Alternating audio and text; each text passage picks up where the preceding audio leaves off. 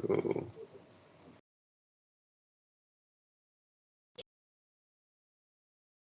Cool. All right, welcome to the 2141 Crash Course. Yeah, again, it's run hybrid, so I guess people online can see everyone here, so don't pick your noses. But yeah, so we got 2 hours, so we'll break it up into 2 sections. You break halfway through. Need to go have a drink, grab some food, that sort of thing. And what I'm just going to do is I'm going to work my way through a couple of past paper questions and some relevant theory. If you guys have any questions, as always, just either type in the chat or just if you're here, you can talk to me. What is electricity? What is electricity? Fantastic question. Go back to 1111. Cool. Yeah, so we'll get started. Online peeps, I'm keeping an eye on the chat as well, so feel free to chat questions in there. Awesome. Okay, let's get into it. Before I get into it, I should probably just download the file on this computer. Sorry, give me 2 seconds.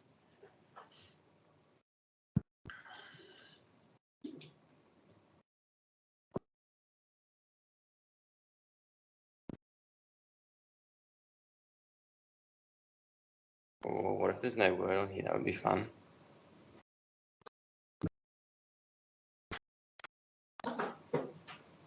Awesome. Yeah, sick. Okay, so we're going to start with a couple of questions from 2020. I've chosen most of the questions from 2020 because you don't have access to that one. And I'll give you this as well at the end so you can practice this in your own time. And then there's a couple of questions from 2009, which are just interesting because of the state questions. So maybe we'll make that a little bit bigger. Go full screen. Cool. So the first question I want to talk about is, again, just kind of like your midterm sort of stuff, just like basic taking a function and implementing it with, in this case, multiplexers, decoders, and then also with tri-state buffers. So we're just going to see how that works with that one. So, yeah, if you can get that working, then I can just pop it over there as well.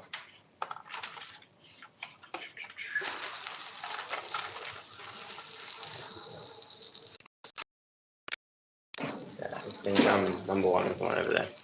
Anyways, so yeah, let's get started with this one. And the first one is going to be, so we take this function, and your question might look like this in your exam because like they want to make it unique for you. Take something based on your ZID and modify the equation so that it's unique for you. For me, my second last digit is 8. So I'm going to go and I use A, B, C complement and D to substitute into this function. And so what we'll do is I'm just going to jump over here and where are we? Question 1. Cool. Awesome. I'm just going to write it down for you so you don't have to worry about all that, just so we can all see it. So the function for this one is some echo there. Oh, wow. What's the zoom?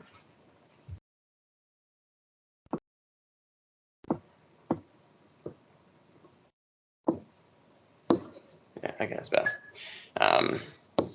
Is G equals, did I even write it down?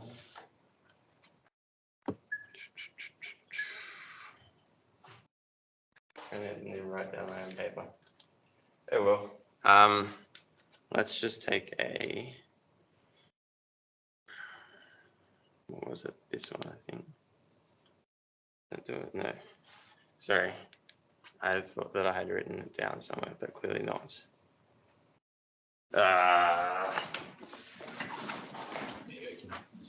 That's it. Cool. So I can stand in front of it and it'll be okay. So just working this one out on paper because I'm retarded and having done this earlier. G is equal to W being A. So I'm using the bottom row A, B, C bar, D. So it's going to be A A bar, B bar, and I'll write this down in a second for the online people. It's just a hassle for me otherwise to move between the screens. Or hacks. Okay, that's much better.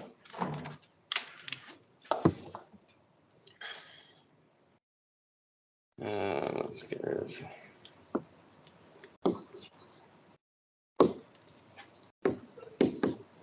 Substituting to that one, and I'm using the bottom row for 7 to 9.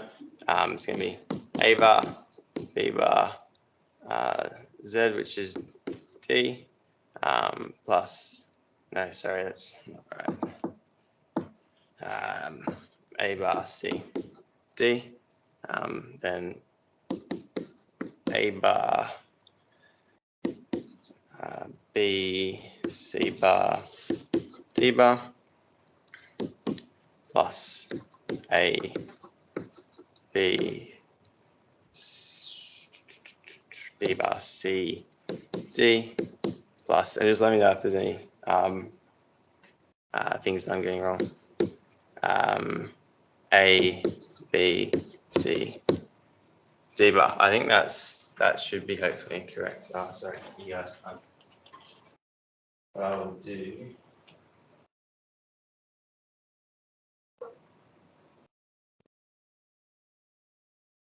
Are you using the computer? Okay. What I'll just do is I'll join that. And that way.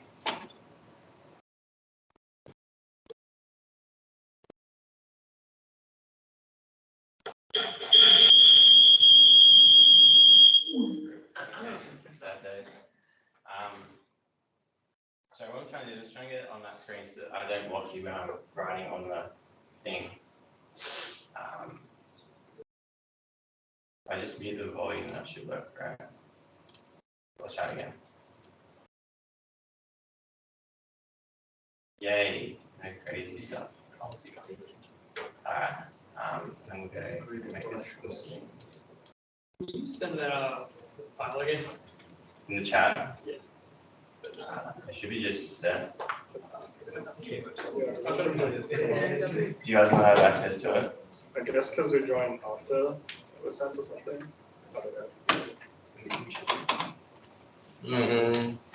I'm just going to upload it into general. So if you go to 2141 under general and you go to files, I'm just going to upload it there.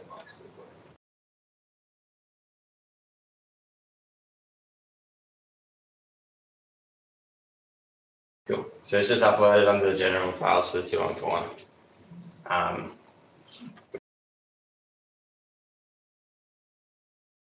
Right.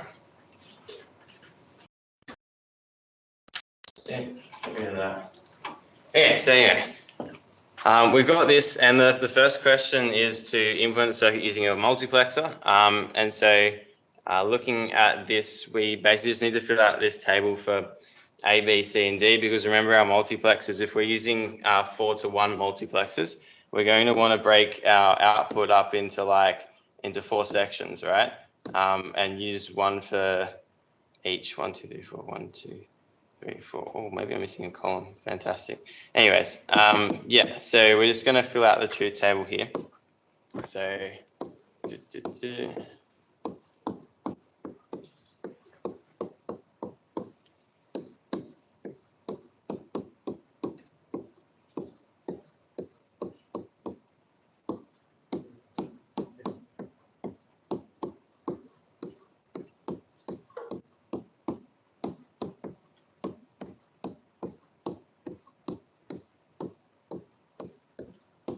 cool. And then to work out the formulas, so you're going to try and think of some shortcuts to make this easy for yourself. The easiest way to do this is to break this up into each of the 4 terms. So if we have a look at we can start with the 4 element terms. They're pretty easy. A, B, C, D, we can see that that's only going to be true when A is 0, B is true, and then C and D are both false. And so we can look for the code like 0, 1, 0, 0, and that's going to correspond to this one here. So we know that that one's going to be a 1 there. We can then go and look at the next one, which is going to be A, B bar, C, D, and that's going to correspond to 1, 0, 1, 1. And so we go down to 1, 0, 1, 1 and put a 1 there. Same for ABC D bar. So for ABC D bar, we're going to look at 1, 1, 1, 0. And so that's going to be over here. And then finally, we've got to consider the first term, which is the A bar CD. And so that's going to be true whenever A is false and C and D are both true. So A is only false in the first half, and then C, D true is pretty easy to work out. It's just this one here and that one there, right? And that makes the rest of these guys all 0. So cool. We've filled out the truth table. And now the question is asking us to implement this using some 4-to-1 multiplexers.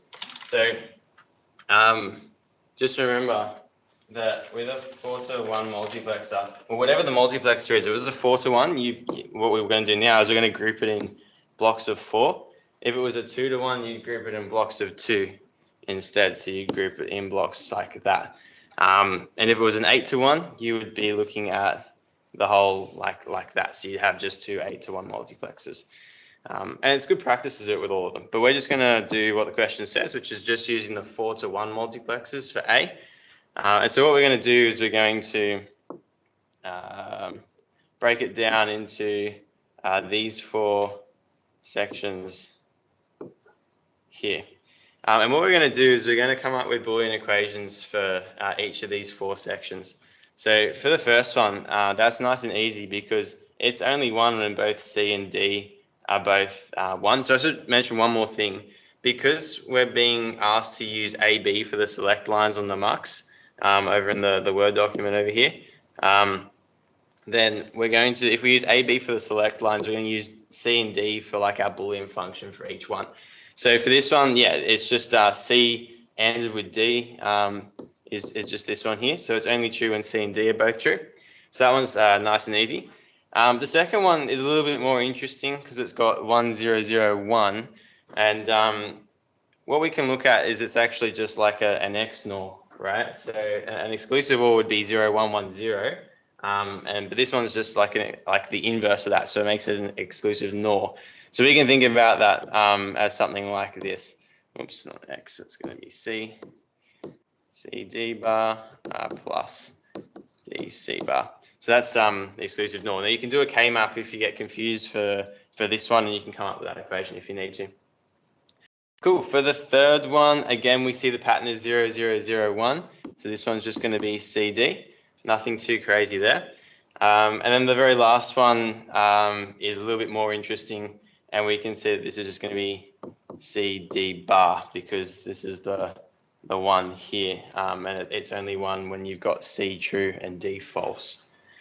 Okay, so there are 4 equations. How do we use that for a multiplexer? Well, I'm going to get rid of the paper now. What we do with the multiplexer is if we draw the mux up here, I'm going to draw it bigger than that because I'm going to run out of space otherwise. Here's our mux, and we're going to have the 4 input lines to our mux as well as our 2 selects, which are going to be A and B, and our output is going to be G. How do we do this? Well, basically what we want is we want CD to be input here. We want the exclusive NOR of C and D to be here, and we want another CD and CD bar. That's ideally what we want. If the question doesn't specify how you do this, you just go ahead and implement that with gates. It's nothing too crazy there. But the question does specify that we should be using NOR gates with 3 inputs. And that's a little bit confusing because not only is it asking you to use NOR gates, it's asking you to use NOR gates with 3 inputs. And so we've got to kind of think about how we're going to use them in order to achieve this particular thing here. The way to do that is De Morgan's theorem ultimately. That's probably the easiest way to do it. Because if we look at CD, we can see that CD is really just, if we apply De Morgan's to it, let me make that pen a little bit thinner. If we apply De Morgan's to this one, CD is pretty much just the NOR of C bar and D bar, right? So that's a NOR already. And then the only problem is how do we generate the inverses? And we'll come to that in a second. But let's just try and express everything in terms of inverses and NORs first, and then we'll go from there. The second one I'm going to leave and come back to in a second because it's a little bit more complex. Obviously, this one is just the same as that one there, so we only need to work that out once. And then we can do the same thing as before, C bar plus D, and that would be the De Morgans of that last term there. We can see that we can generate this term from this one down here. And so we can kind of like treat that like as abstracted blocks. We don't need to calculate that one again. And so what we really just want is we want to calculate that. And then this is just an exclusive NOR, right? Ignore the fact there's only two inputs as exclusive NOR. We'll talk about how to deal with that in a second. But the point is we've just got to get like DC bar in order to implement that. And again, that's just going to be De Morgans on that particular thing there. Okay, so what does that look like? Let's go and draw out how this is going to look like with the NOR gates. I'm just going to shift these over a little bit so I've got a little bit more space and get rid of these ones. So looking at the first one, CD, what we want is we want an exclusive, a NOR, which looks like so, and it's going to have three inputs. And what we want is we want two of them to be C bar and D bar, but we want to add something into this such that the NOR doesn't change. Would I want to add a 1 or a 0 to make sure the NOR doesn't change here? 0, right? Yeah, because if I OR 0 with C and D bar, then I don't kind of change the expression there. So what we're going to do is we're just going to basically hook one up to ground, and then we're going to have C bar and D bar as inputs to our NOR gate. How do we achieve that with 3 input NOR gates? I think it's pretty much exactly the same as what you do with a NAND gate, right? You get the NOR and you just tie all of the inputs together and pass the C into that one. And that will give us C bar up here, and we can do exactly the same thing with D as well in order to get D bar here. Any questions on this one so far in terms of what we've done? The only reason we're using 3 input NOR gates is because we lost. Yeah, that's right, because here it says 3 input NOR gates. Yeah, that's correct. Otherwise, you would be doing that with NAND gate, obviously, like the CD, because that's just so much easier to do it that way. Excellent, cool. So that's a kind of a way to do NOR only implementation when you're restricted to 3 input NOR gates. Let's have a look at, I'm going to again ignore the second one because I can't be bothered to deal with it at the moment. And I'm going to look at the last one. Well, actually, this one's really easy because what we do is we just go, oh yeah, there you go. And that one's done as well because it's the same thing. C bar plus D is going to be implemented in a very similar fashion to the previous one. We're just going to have our exclusive, just our NOR gate here. And again, we're going to add a ground in there because we only want to use 2 inputs. And then we're going to go and shove D into one. And then I'm going to put C bar here, but you can see it's really going to come from up here. I just can't bother to draw the wire because it's going to mess up my diagram. Cool. The last one is this big guy over here. And really what we need to do is we've done the first part of that, so we don't need to worry about that anymore. We just got to do the second part and then like NOR them together, and so hopefully you can see that's nothing too crazy. We're just going to define a NOR here. Again, it's going to be grounded, and we're going to have oops, did I get the other one? Yeah, so if we need to apply De Morgans on this one before we think about it, so that's just D bar plus C. And so that's going to have a C coming in. It's also going to have a D bar. And again, I'm not going to draw the wire, but it would come from up here. Finally, we need to do this NOR together in order to do the entire thing. And so we're just going to chuck the NOR gate there. We're going to run that into here. We're going to steal this one and pop it in there. And then we're finally just going to ground that last one. All right, so that's how you do it with a multiplexer. Any questions about multiplex implementations or NOR only implementations? Cool. Yeah. Can you please talk about like, the different types of multiplexers, like the 8? Yeah, sure. So if it asked us to do it with like an 8-to-1 multiplexer instead, like logically the multiplexer is going to have like 8 inputs. Sorry, that wasn't a very good example. Yeah, 8 to 1, because it's have 8 inputs, that would mean that we would have to break our truth table up into 8 different sections to go into each one of those 8 inputs.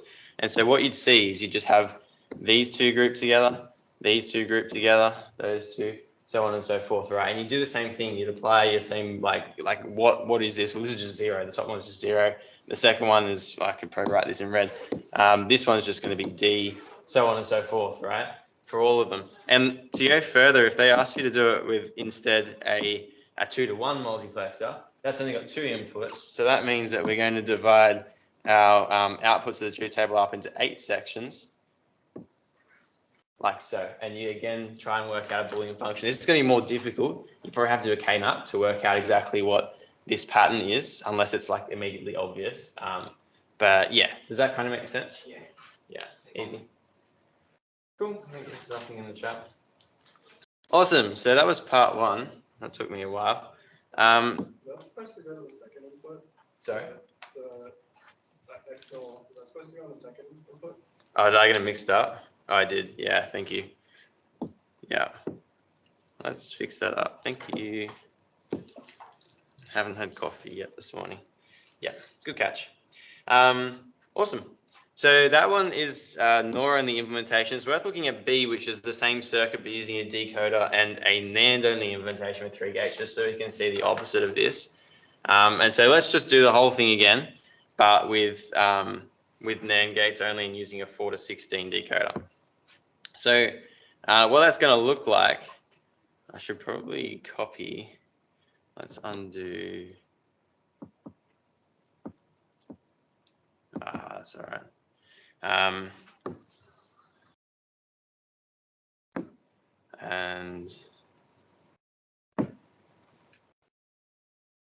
oh, that didn't work. Okay, goodbye. So let's just pop it up there instead. So with the decoder implementation, I'm actually going to go over here. So if I pull that all the way over there, we work on the left-hand side. So for the second one, we're going to be using a decoder with NAND only, and I'm going to say 3 NAND because there's only 3 input NANDs that we're using for this question. That's specified in the question. How do we do that? Well, you should hopefully be all over decoders now, having done the labs. And so all we want is, if we draw our decoder up, that's not, I want it to be over here.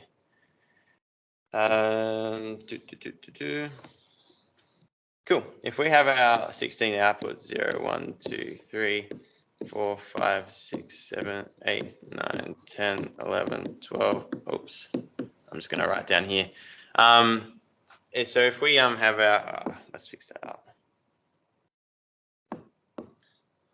Our 16 outputs here. For a decoder implementation, remember that we just chuck the 4 parameters into our decoder. So that's going to be A, B, C, and D, right?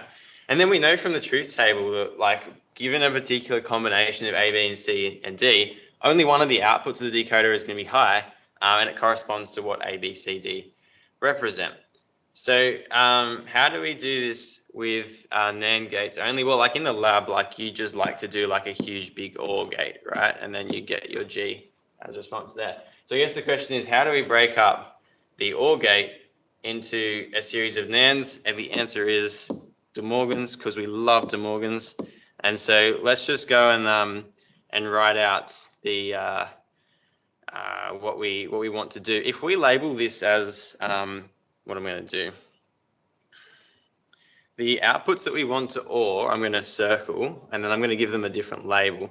So we want to OR 3, 4, and this is just looking at the truth table for when the outputs are 1, 7, 1, 0, 1, 1, what's that? 12, 13, no, it's not, 11, and then 14. Those are the outputs that we want to OR together. So if we give these labels of P, Q, R, S, and T, what we want to do is we want to implement a function that is the sum of all, so the OR of P, Q, R, S, T. And so how do we do that with NAND gates? Let's just apply De Morgan's to that one. So if we apply De Morgan's, that's going to give us P bar, Q bar, R bar, S bar, T bar. And then what we're going to do is, this looks like NAND's pretty much, NAND's an inverses, so that looks good to us. And what we're going to do is we're just going to break it up into halves because we can't do a 5-input NAND because we're only using 3-input NANDs, right? So we're going to break it up into halves and we'll say, okay, let's tackle the P, Q, and R first, and then let's have a look at S and T. So you can see that everything is going to be inverted. And so what I'm going to just do is I'm just going to put an inverter on all of the outputs of the decoder here because we want to invert P, Q, R, S, and T. So how do we invert with the 3 NANDs? Well, the same you do it with the 2 NANDs. Again, it's you just kind of, let's make that small as well. You just kind of tie them all together, and that will give us P bar up the top here. So we're going to do that for all of them. I'm going to avoid writing this, and I'm just going to use just a simple inverter, but it's just going to be implemented like this, just to save me drawing lines. So let's go and do that. So we've now inverted all of the signals that we want. What's the next step? Well, what we want to do is we want to do this P, Q, and R all ANDed together, and so we want to AND that, but we also want to we don't want to have a NAND because a NAND would have something like a bar over the top here, right? So what we want to do is we want to do that, and then we're going to invert the output of that. So let's go and grab the P, Q, and R, and we'll chuck them into our NAND gate like so.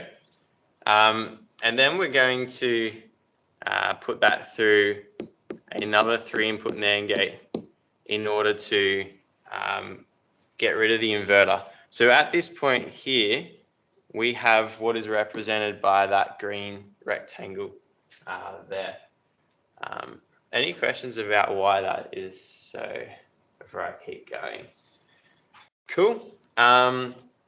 Awesome. The final thing is we want to do like S and T, right? That's the second half of our NAND gate. And then we're going to NAND these two things together.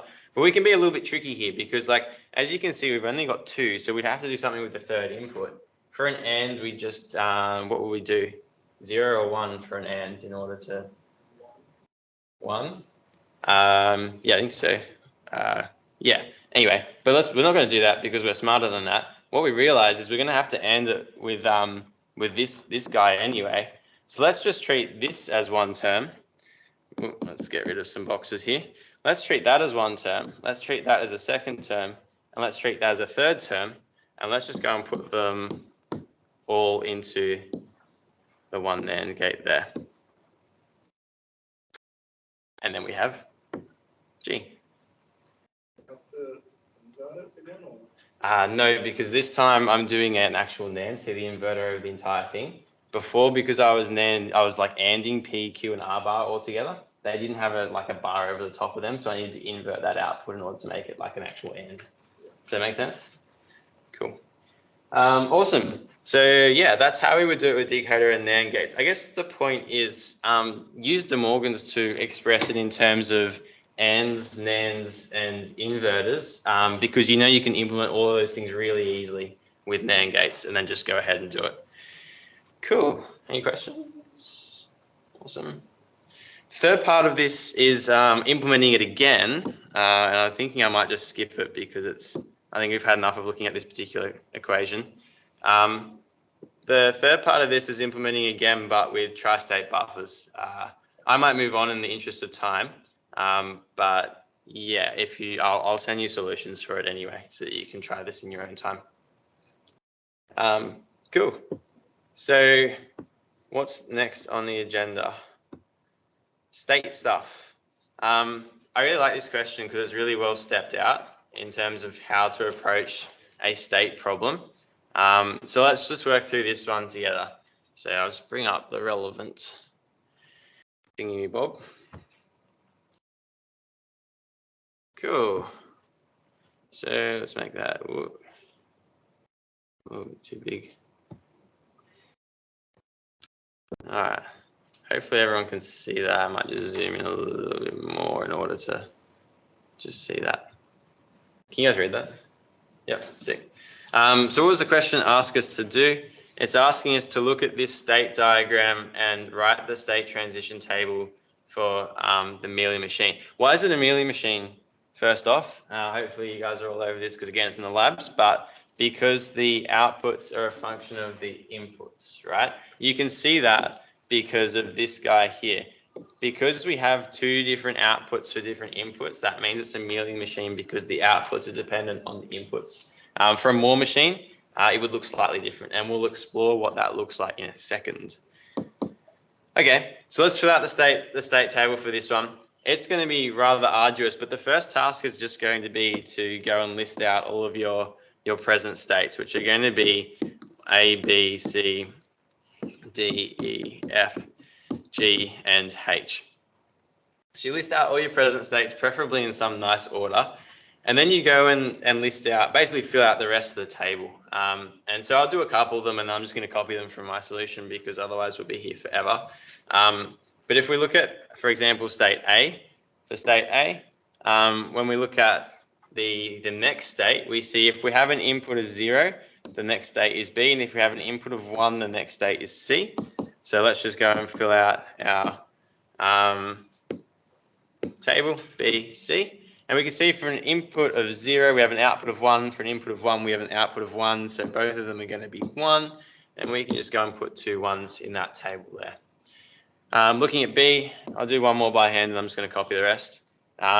Again, for an input of 0, we have an output of 0 and we have a next state of E. And for an input of 1, we have an output of 0 and a next state of G. Cool. We can keep going, but I'm just going to copy paste so that we don't waste time. But what it ends up looking like overall is C, A, D, B, F, C, H. Well, that was a great H.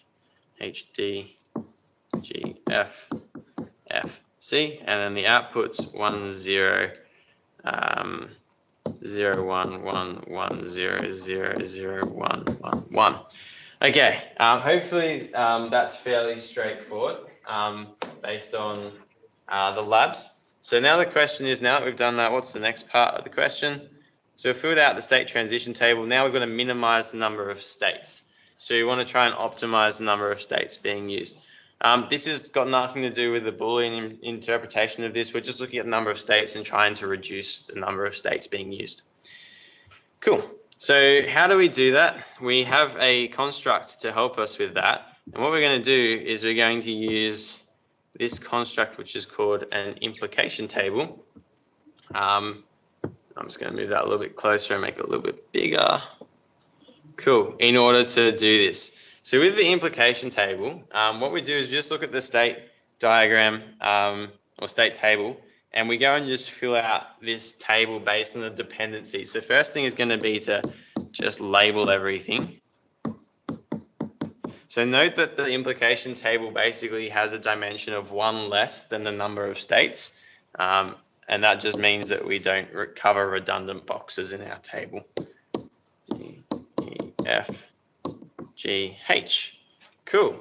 All right. Now that we've kind of set that up, what we need to do is we just need to start with each state along the bottom here. And we say for each state, let's compare it to every other state and work out whether they could possibly be equivalent.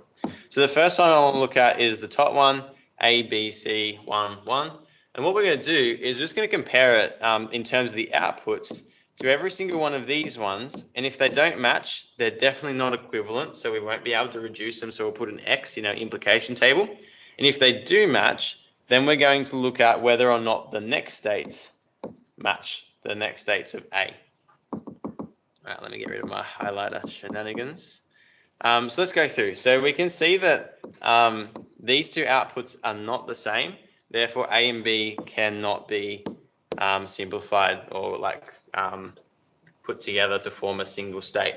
So we go and put an X in that one there. We then go and look at A and C, and the outputs are again different because we've got 1, 0 here, and versus 1, 1, that's not the same thing. So we're just going to go ahead and put an X, and we're just going to repeat this process. So for D, again, they're not the same. The outputs aren't the same. But for E, they are, right? Because for E, we have 1, 1 here, and we've got a 1, 1 up the top. And so because the outputs are the same, there is a possibility that these two states can be shoved together to form like a superstate. And so what we then do is we then go and say, okay, for that to be true, we would need the next state B to be equivalent to the next state F, and we would need C to be equivalent to C. And so what I'm going to do is I'm going to write those sorts of relationships like this: B, F, C, C. Now we can see that C is the same as C, so really this last one's redundant, so let's just get rid of that. And then for the other ones that aren't redundant, what we're going to do is we're going to write them in our implication table here. Cool, we can keep going. And so the idea is that if we prove that B and F are equivalent, we could then say that A and E are equivalent, but that's highly dependent on whether B and F are equivalent. All right, let's get going. So A is not equivalent to F or G, but it is possibly equivalent to H, and that is because the outputs here are the same here. And so we're going to go and compare these guys again, and we can see that it's going to be dependent on, what have we got, BF. So same thing as last time. Cool. Any questions with how I'm filling that out so far? Cool. Let's get going then. We can compare the rest of them. So B compared to C, no go. Whoops, let's not do that in red. B compared to D, B compared to E. B compared to F is a possibility, and it depends on, what is it, EH and GD. Cool. And then the rest of them aren't the same outputs. C, no, no, no, no, no. I think there's nothing there. Yep. D, again, 0, 1, not comparable to 1, 1, not 0, 0, but possibly for this one. And the that would mean that D would have to be H and B would have to be D. So I wrote that correctly, apparently. D, H, and B, D. Cool. Wrong state. Yeah, what did I get wrong? I think I did write something wrong there. Is it D that's wrong? D to G. D to H. This one?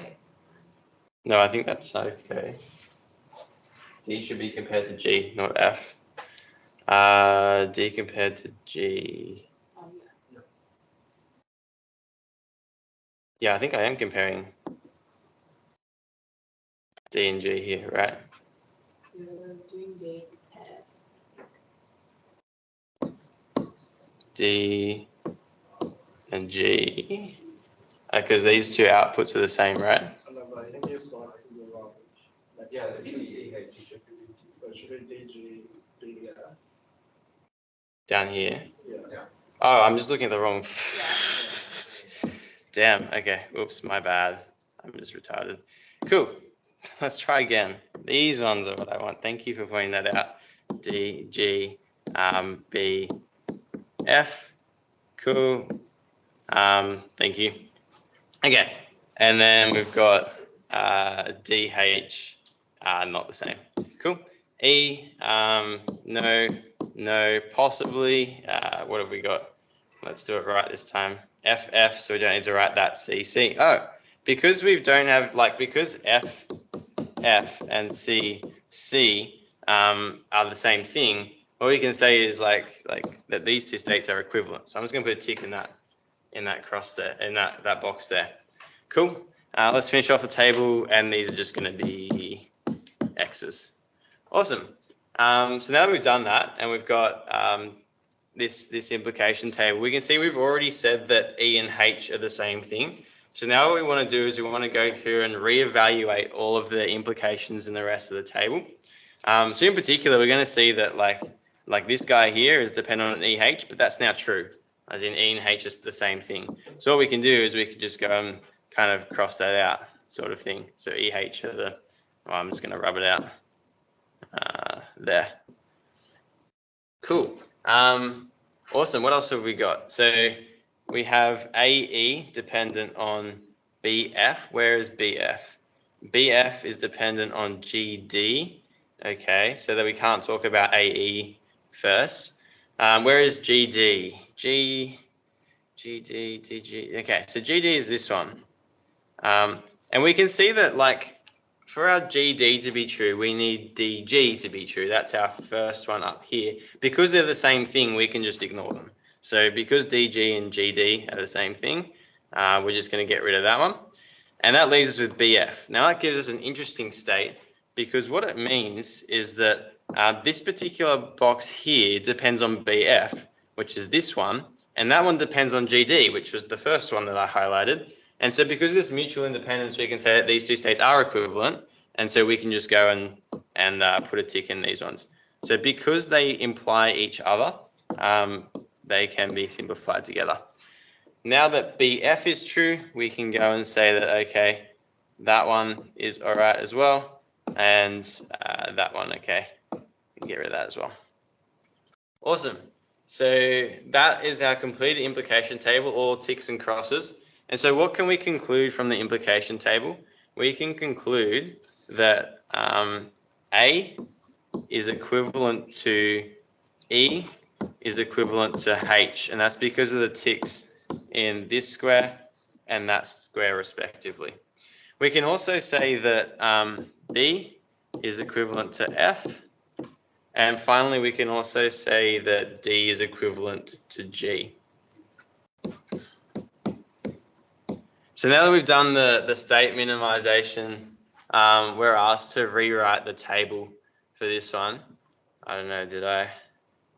No, I don't think I wrote a nice table for this one. Let's just draw it up. So what we want to do is we want to rewrite the state table in terms of the states that we have now. And we can see that because we've effectively cancelled out E, H, F, and G, we're only going to have 4 states in our system. And so it's kind of going to look like present, oops, I didn't want red. Present state, what are they? A, B, C, D. Our next state for x equals 0, x equals 1, and our output Z for 0 and then 1. So let's fill these ones out. This is just basically filling out, just copying from the first table and replacing wherever we have like a substitution. So we're going to replace every E with A, and we're going to replace every H with A. We're going to replace every F with B and every G with D. And so E becomes replaced with A, G becomes replaced with D. What have we got? C, A, D, B. And then the outputs don't change. 1, 1, 0, 0, 1, 0, 0, 1. So there's our minimized state table. All right, apart from my screw up there, any questions about how that works? Cool. Awesome. So we've minimized it.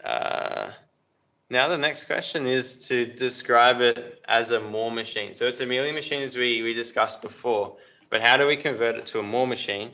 We're going to talk about this in terms of how the state table works. You can also do it with a state diagram, but I think it's just clearer with the state table. What I want to do, move you up here.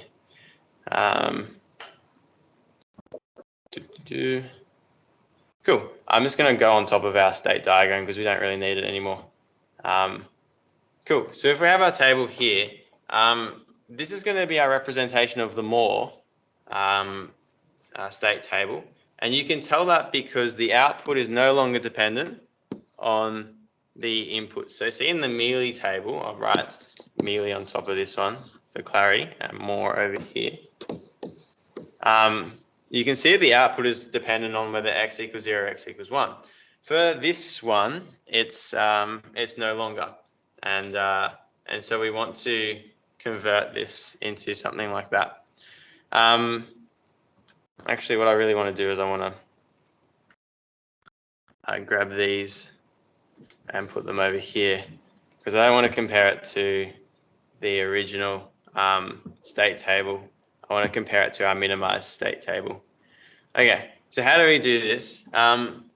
With this, what we want to do is we want to take all of the inputs, the outputs here, like 0, 1, all of these guys, and we're going to shove them into their corresponding next state. So that means I'm going to take this one and shove it into B, and this one goes into A, and that one will go into C. And we're going to associate the outputs with like the next state instead of the current state. So you can see that if we're lucky, everything that associates with B, whoops, I've chosen the wrong ones there.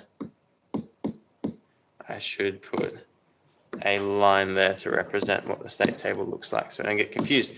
So yeah, the 1 will go to the B and the 1 will go to the C, so on and so forth. And if we're lucky, what we'll see is that for every occurrence of, for example, A in our next states, the equivalent outputs are going to be the same.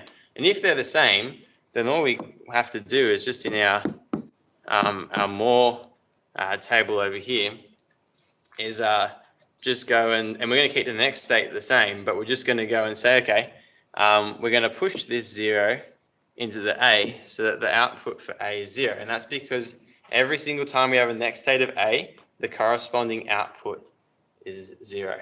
If they were different, what you'd have to do is you'd have to break apart state A into two different sub kind of states. So you add a state to your total system, and you would associate the 0 with one of them and the 1 with another one. That's probably better visualized with the actual state diagram, but I'm not going to go through that today, because luckily what we can see is that for B we have 1, B, 1, and so therefore for our new state table we have just an output of 1 for B, and the same for C. C is going to be 0 and D is going to be, no, C is going to be 1 and D is going to be 0.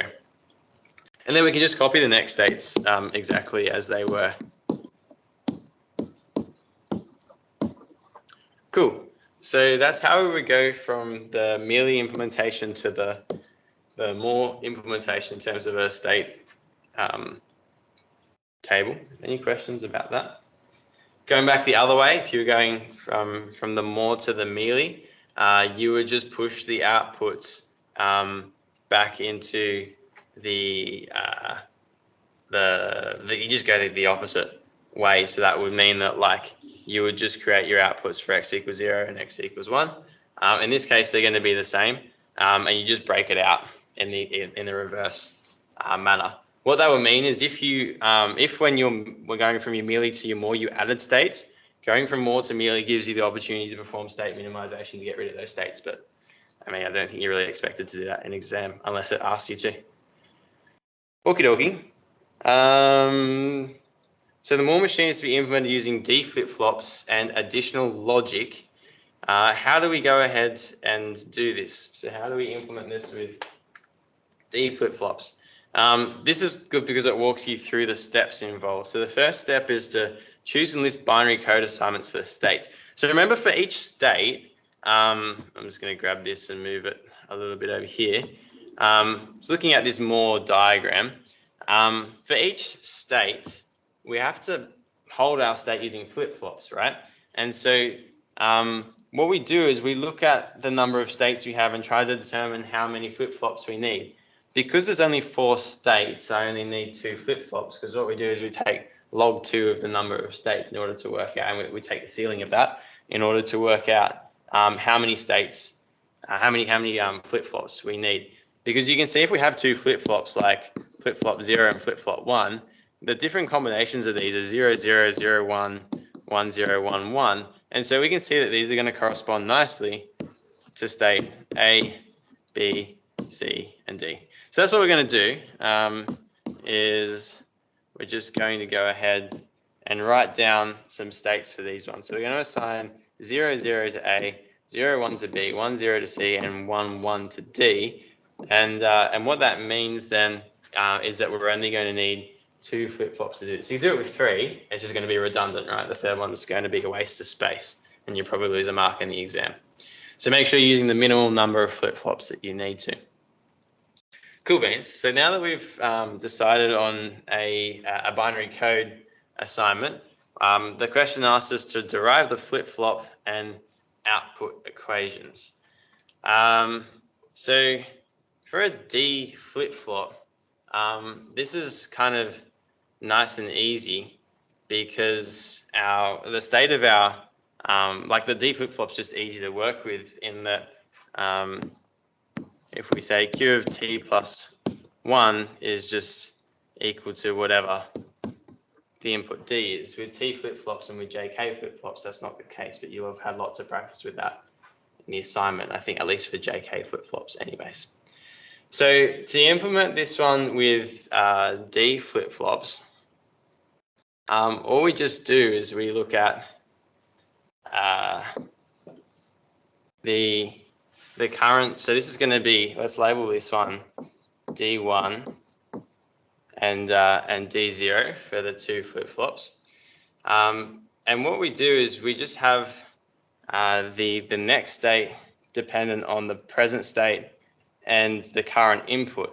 So in order to kind of work this out, what I'm going to do is I'm going to rewrite this table a little bit, because if the next state is dependent on both the current state and the input, that gives us 3 inputs. And so logically, we would then go do a 3-variable K-map to work out exactly what the input equation should be. So let's go ahead and do that. Nope, that's the JK one. I'm going to have to write this one from scratch, I think, unless no, I didn't make a table. RIP. Okay, so let's go ahead and do that. And so I'm just going to rewrite the table a little bit to look like this instead. So we're going to have the present state in terms of the flip-flops, and then we're going to have, so let's just list those out. For example, 0, 0, and this is going to be for D1 and D0, and then we're going to have the input X. And so we're going to have 2 flavors for 0, 0. We're going to have input of 0 and input 1. So it's going to look like that. And so what we're going to do is we're just going to draw out like an 8 length truth table here. So let's just quickly go ahead and do that. Where are we up to? 1, 1, 0, 0, 1, 1, 0, 1, 0, 1, 0, 1. And let's draw a line there so I don't get confused. Cool. So that's our present state and the value of the input. And then we have the next state and the output as a function of these. So the next state I'm going to say is basically D1 T plus 1 and D0 T plus 1. And that just means like D1 in the next time instance or D0 in the next time instance. And so we can go and append this with Z as well. And that will be our entire thing. So what we can think of is we can think of this as our, oops, that's not what I wanted.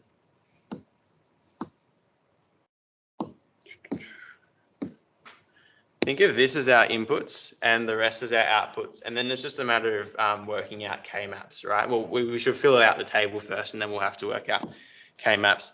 So for a present state 0, 0, which represents A, and an input of 0, we can see that we go to a current state, next state of B, which is represented by 0, 1.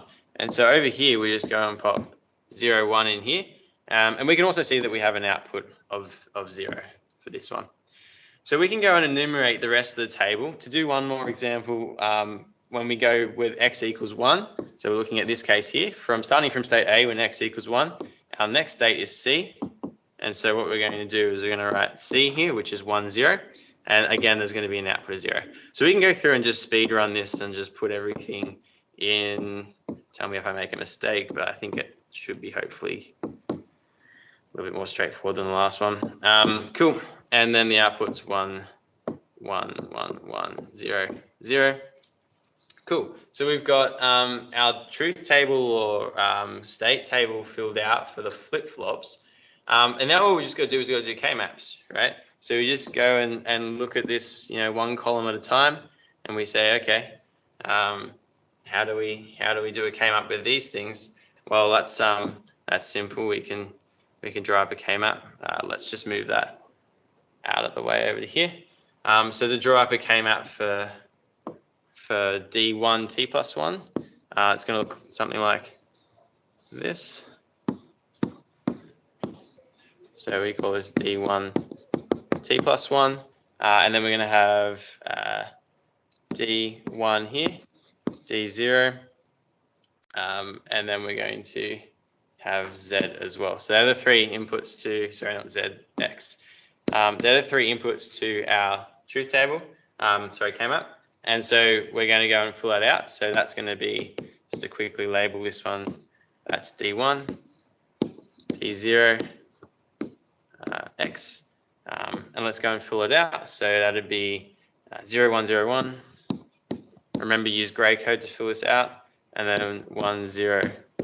Is there any questions so far? I've been talking for quite a bit. Are there any questions about what I've done? No? Cool. Cool, let's go and solve this one then. So that's nice and easy. We're just going to group them like so. And so that's going to leave us with D1 T plus 1 is equal to, what is it, X D1 bar plus X bar D1. Cool. And hopefully that's, you know, sparked a couple of neurons in your brain and you're thinking this is actually just an exclusive OR, but we'll worry about that later. Cool. Alrighty, and we're going to do the same thing for D0, T plus 1, and then for Z. So let's quickly run through those ones as well to just give you a refresher on how K-maps work. Cool. D0, D1, X. So for this one, we're looking at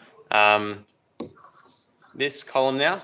So let's fill that one out. So 1001 and then 0011. Cool. Thank you. Yeah. Wait, sorry. Have I? Yeah, thank you. I just gotta fix these ones, yeah? That should be right. Yep. I should write that there for clarity. Yeah, good point. All right, so that one's there. We can go and do the same thing, K-map analysis. Cool, awesome. This has to be lonely by itself.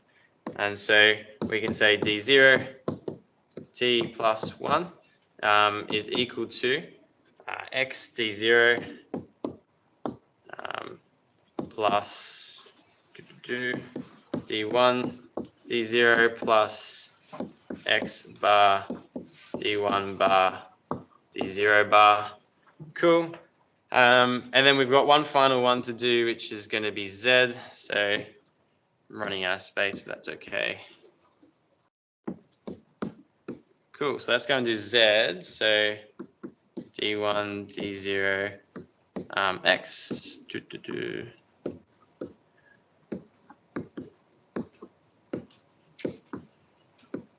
Excellent, cool, and fill that one out with. Do we have to do one for Z because it's a war machine? Okay, so yeah, for more, so I could simplify this, but I still need to do a K-map. I need to work out a function because for a more machine, remember the outputs are a function of just the present state, right? So I still need to work out what Z is in terms of the present state. So really, I could actually get rid of this and just add two variable K-map because like Z is just dependent on D0 and D1, right? But I still have to do a K-map and Sieb's trying to work that out in terms of that. So I'm just going to write the X there. And what you'll see is that Z will come out as a function of just D0 and D1. If we were doing a Mealy machine, it would come out as a function of D0, D1, and X. Does that make sense? Yeah. Cool. All right, let's fill it out. 0, 0, 1, 1, and then 1, 1, 0, 0. That one's nice and easy. We just grab these two and these two, and we say that Z is equal to D0, D1 bar plus D1, D0 bar, which is another exclusive OR, yay. But anyways, all right. So now we've got our flip-flop equations done. The question now asks us to go and draw the logic diagram that implements this particular machine. What that's going to look like, very briefly, I probably won't draw the whole thing. We're just going to look at these equations, really. And so what we've got is we've got two flip-flops, right? We've got D0 and we've got D1. And so this is going to have like a Q and a Q bar. And it's going to have a clock. And then it's going to have a D input there. So if we've named this one D0 and that one D1, all we just got to do is follow the equations.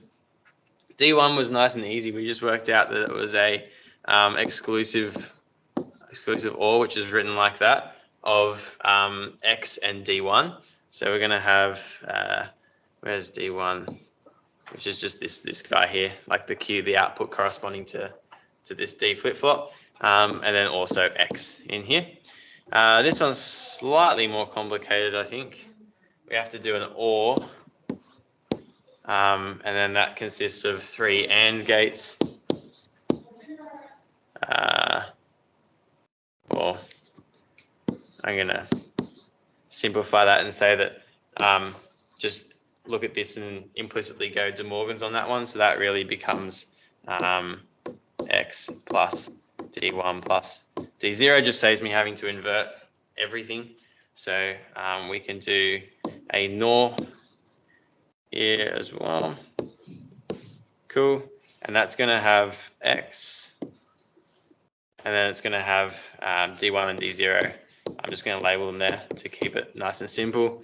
And then again, we're going to have X as an input to 1, D0. So that would be that block there.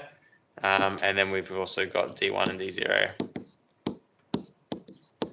there, which is just going to be these guys. I just can't be bothered to draw all of the wires on the diagram, so make it messy. Would it be fine to do that in Excel, or do you have to draw the line? I feel like you should draw the wires, particularly because I've labeled this like these Q. So really I should have labeled this Q0 and Q1, and I should really have called that Q0 and Q1 respectively over here. So these guys. In an exam, you would do a much neater drawing than me, and you would just probably connect them all up. And remember, when you're going across wires, just like do a little thing there to make sure that they're not. And if you want to emphasize a connection, you can always do like a little thing there to emphasize those two things are connected. Make sense? Yeah. Cool. I think that's most of the question. Oh, bonus question. Implement JK flip-flops. All right, really quickly, just because like you may get asked this and like moving. Does anyone want me like show of hands who wants to do this? To go from a D flip-flop implementation to a JK flip-flop? Yes. Yeah. Couple people. Yeah. Okay. We'll quickly go through it. Yeah. Cool. So where's my table? The way we do it with this one. Oh, I think I needed to go. Where's my D flip-flop table? Yeah. Cool. We basically just go over here, become bigger. Right. So we kind of just look at the D table, and like D flip-flops are really easy. There's just no kind of calculation involved in them. Like your next state is just, that like the D flip-flop's so easy to implement.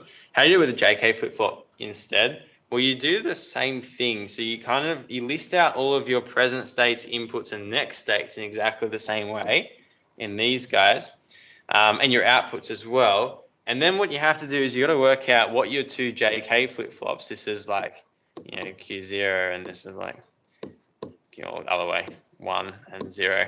They're your two flip-flops, right? Then you just got to work out what to give to them. So let's just quickly go and fill out the table then. So what have we got? 0, 0, 0, 0, 1, 1, 1, 1, 0, 0, 1, 1, 2, 2, Okay,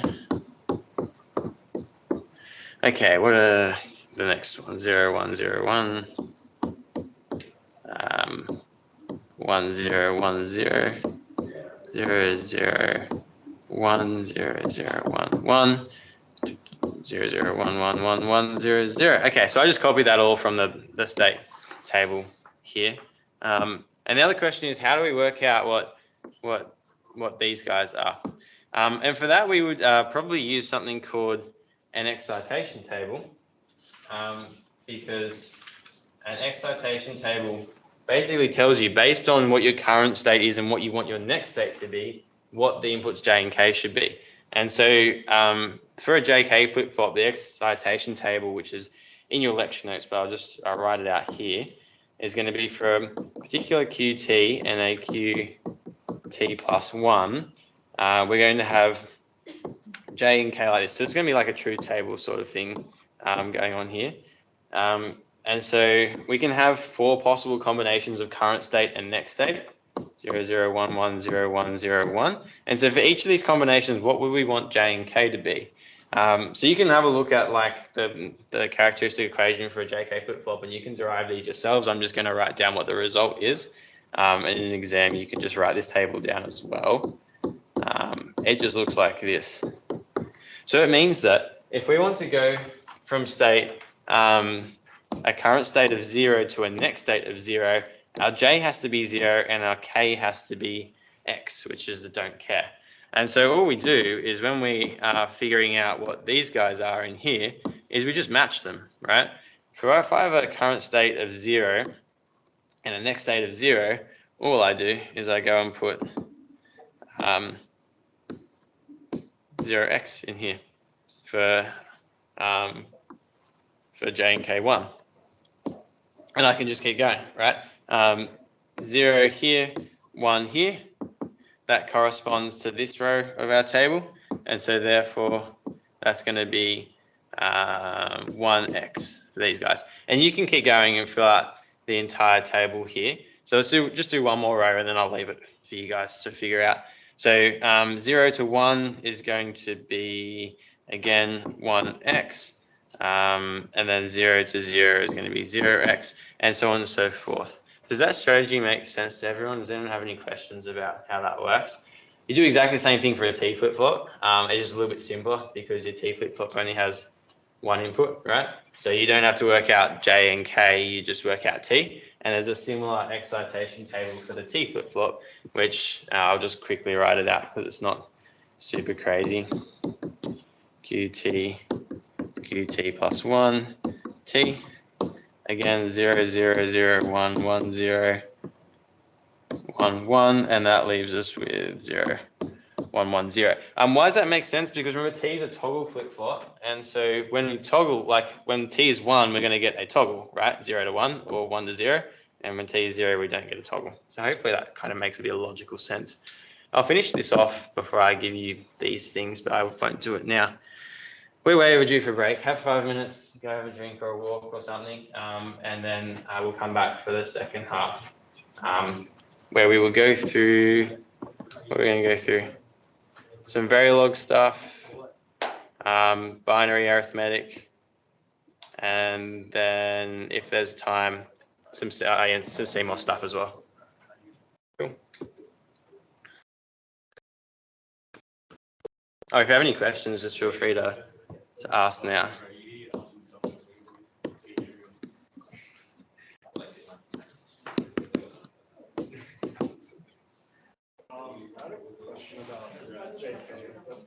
So like toggle, it's like the whole point is toggling data just like clocks.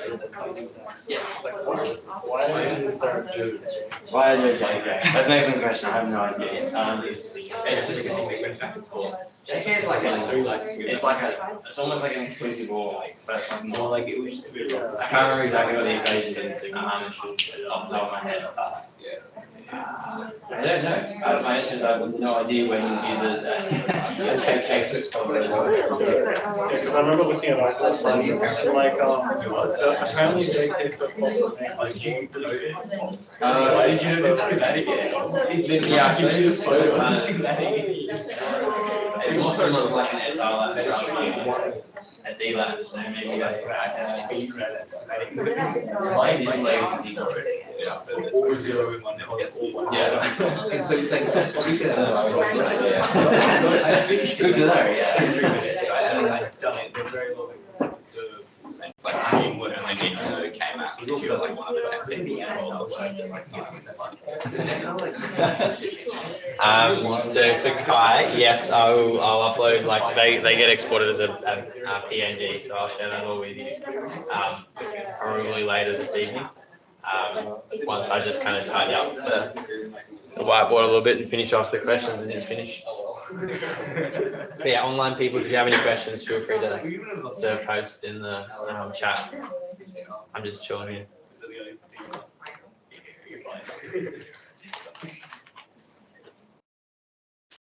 I'll see. I think I'll draft on.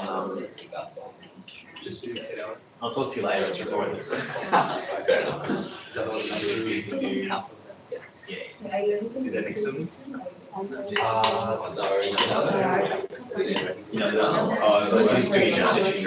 Yeah. I mean, I don't know. It's just kind of, can you do this? Is it? It's so perfect. My mom was I bring it up. Yeah. Like I wanted to do this like one section video. I'll do something else. So it's just going to work across a lot of fields. So I kind of changed that.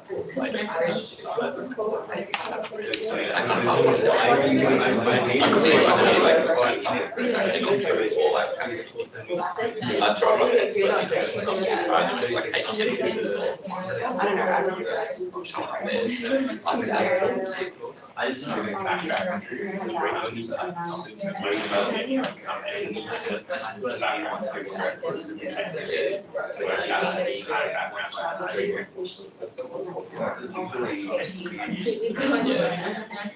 Any problem with that is that they don't probably get right. I can't get to 500 without getting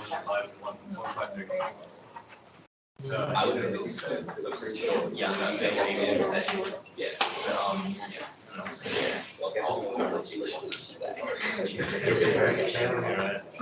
liberating. I was actually so scared because like I finished like something that night and that Monday and I read the thing on university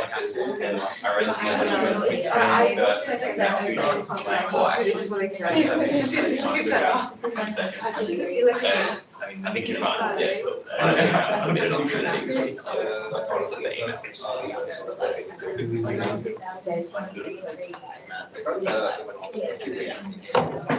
Alrighty. Yeah. Sorry. That's an excellent point. No, you can leave it unconnected. Your system will work. Yes, I should have added something to the clock. Where was my system that I drew? Yes, I should have been like. Yeah, thank you. Oh, it's like it's not a bad trick.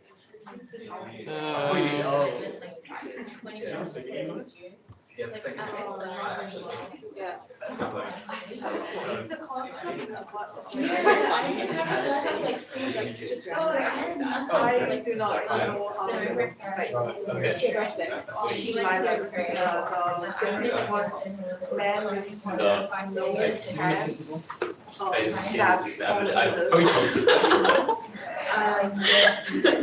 and another one is only like another one is more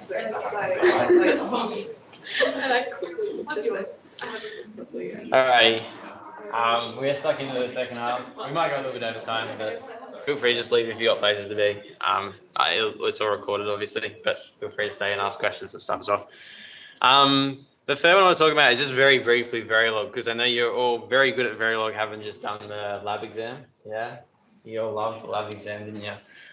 Yes, it was hard. But anyways, so Verilog, hopefully you have a rough idea of what's going on here. So I'm just going to talk from a very high level. And if you have specific questions about the code, you can just ask me and I can help you.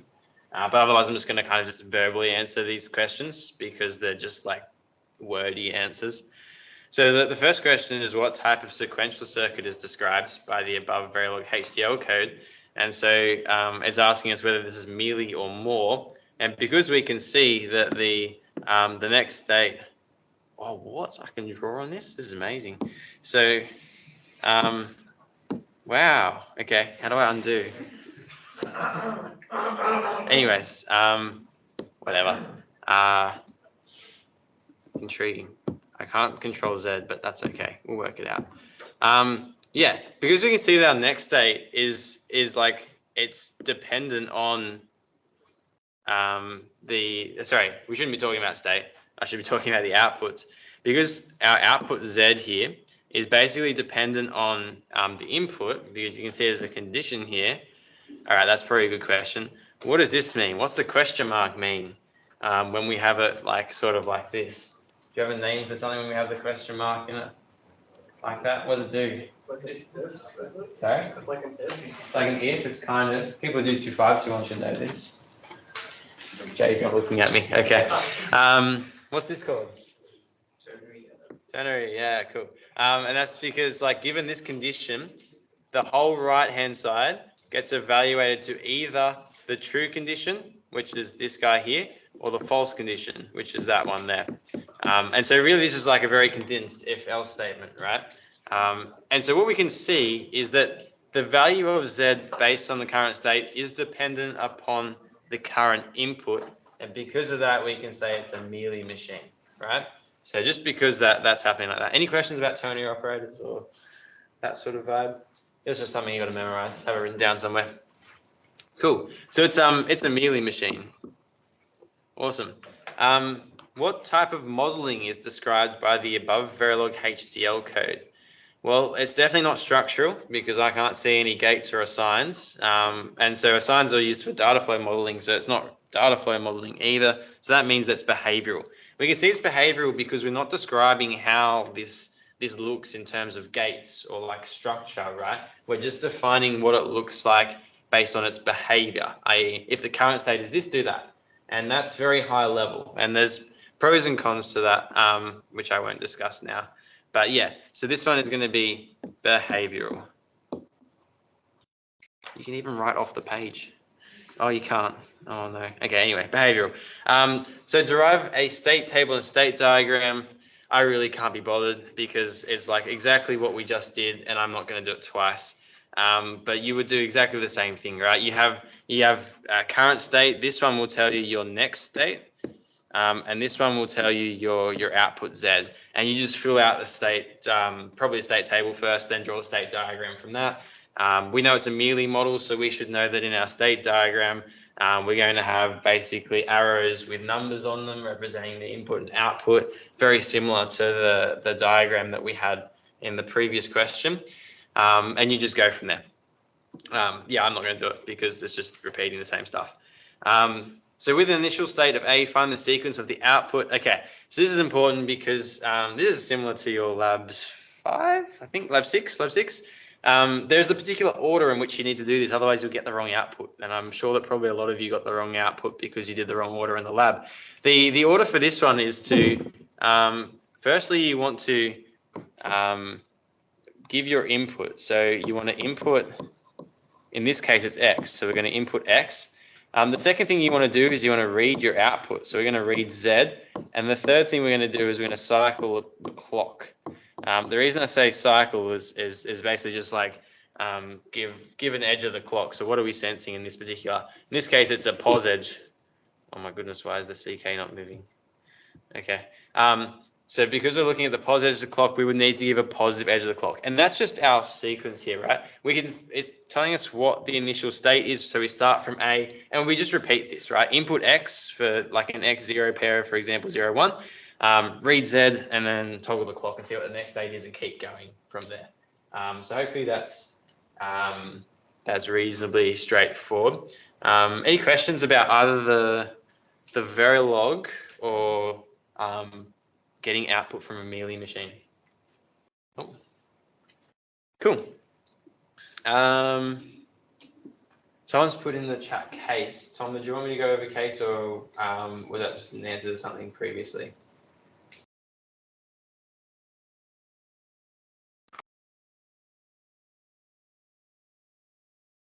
No, all good. Okay, no worries.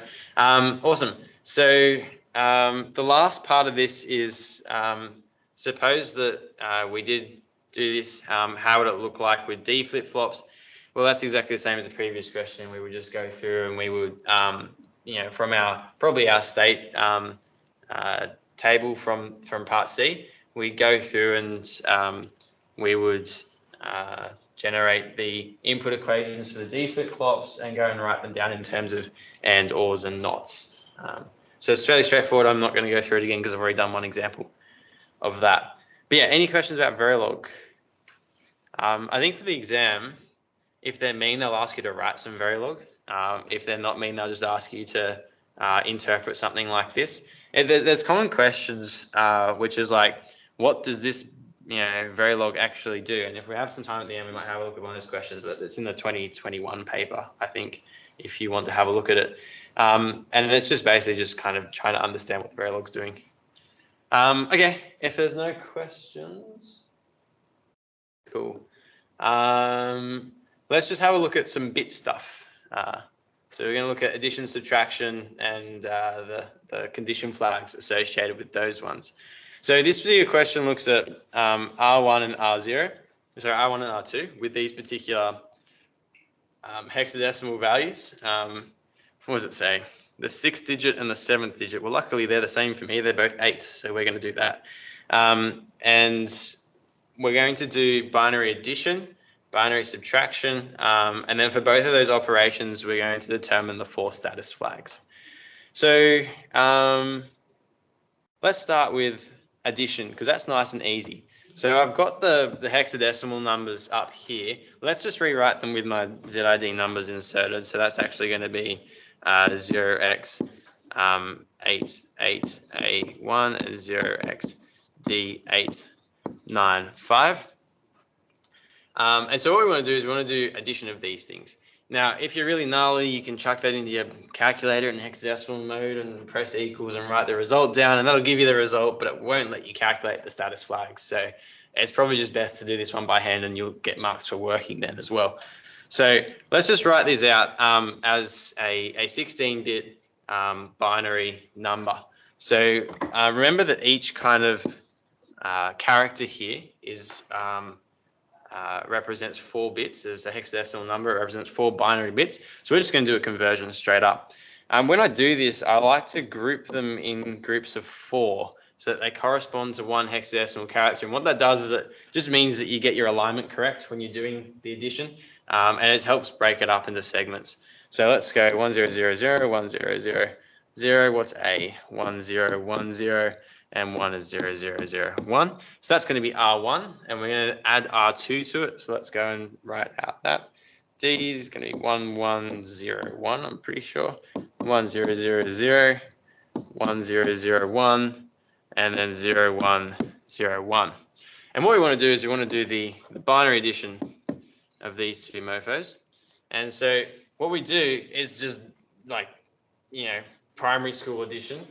It's just, add and carry sort of vibes. So let's quickly do that. 0 carry 1, 1 1 0 1 1 0 0 carry 1, 1 0 0 0 carry 1 0 carry 1 1 1 0 carry 1.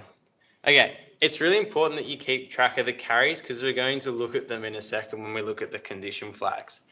Okay, so we've done our addition. That's our binary result. We can go and convert this back into hexadecimal, and that will give us a result of 0x 6 1 3 6. This is probably a good opportunity for you to go and chuck that into your calculator to make sure you got the right one, but nothing too crazy. Okay, the question does say that with addition, we can kind of ignore what's going on with like whether they're signed or not, but we should really pay a little bit of attention. They are stored in 2's complement binary formats. So when we look at the numbers over on the screen here, we can see that they're actually both negative. And why is that? Because the very first binary bit is a 1, and that represents a negative number. And it's not specifically, this is like sign magnitude convention. This is 2's complement, but it still means that like if there's a 1 there, it means it's negative. What we can see is that the result here is not negative, it's positive. So what happens in this addition here? Overflow, yeah, we got overflow. How does the processor know that? Well, the processor has these flags, right? The NZ, C, and V flags. Let's write them out. NZ, C, V. And what are they? Well, they're just flags to just say like what the results of the current operation meant in terms of like what are some extra information about that result that was just calculated. So n is really easy. N is just negative, and so what we do is we just look at the most significant bit of the result, and we just say, is it a negative number? No. So in this case, n is going to be 0. So probably this one's the next one to talk about, Z for 0, and that's very easy. Is the result all zeros? And so that is going to be equal to 0 in this case because it's not all zeros, so the Z flag is false. As a quick aside, how would you check that they're all zeros?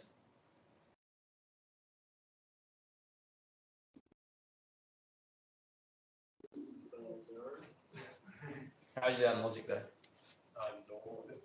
NOR or an OR, right? That would just be kind of easier. Yeah, yeah, an OR. And if any of them's 1, yeah, a NOR. You would have to invert it for the actual interpretation. Yeah, cool. Z equals 0.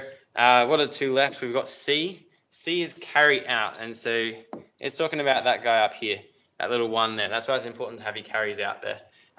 Because we had the carry out, what does that mean?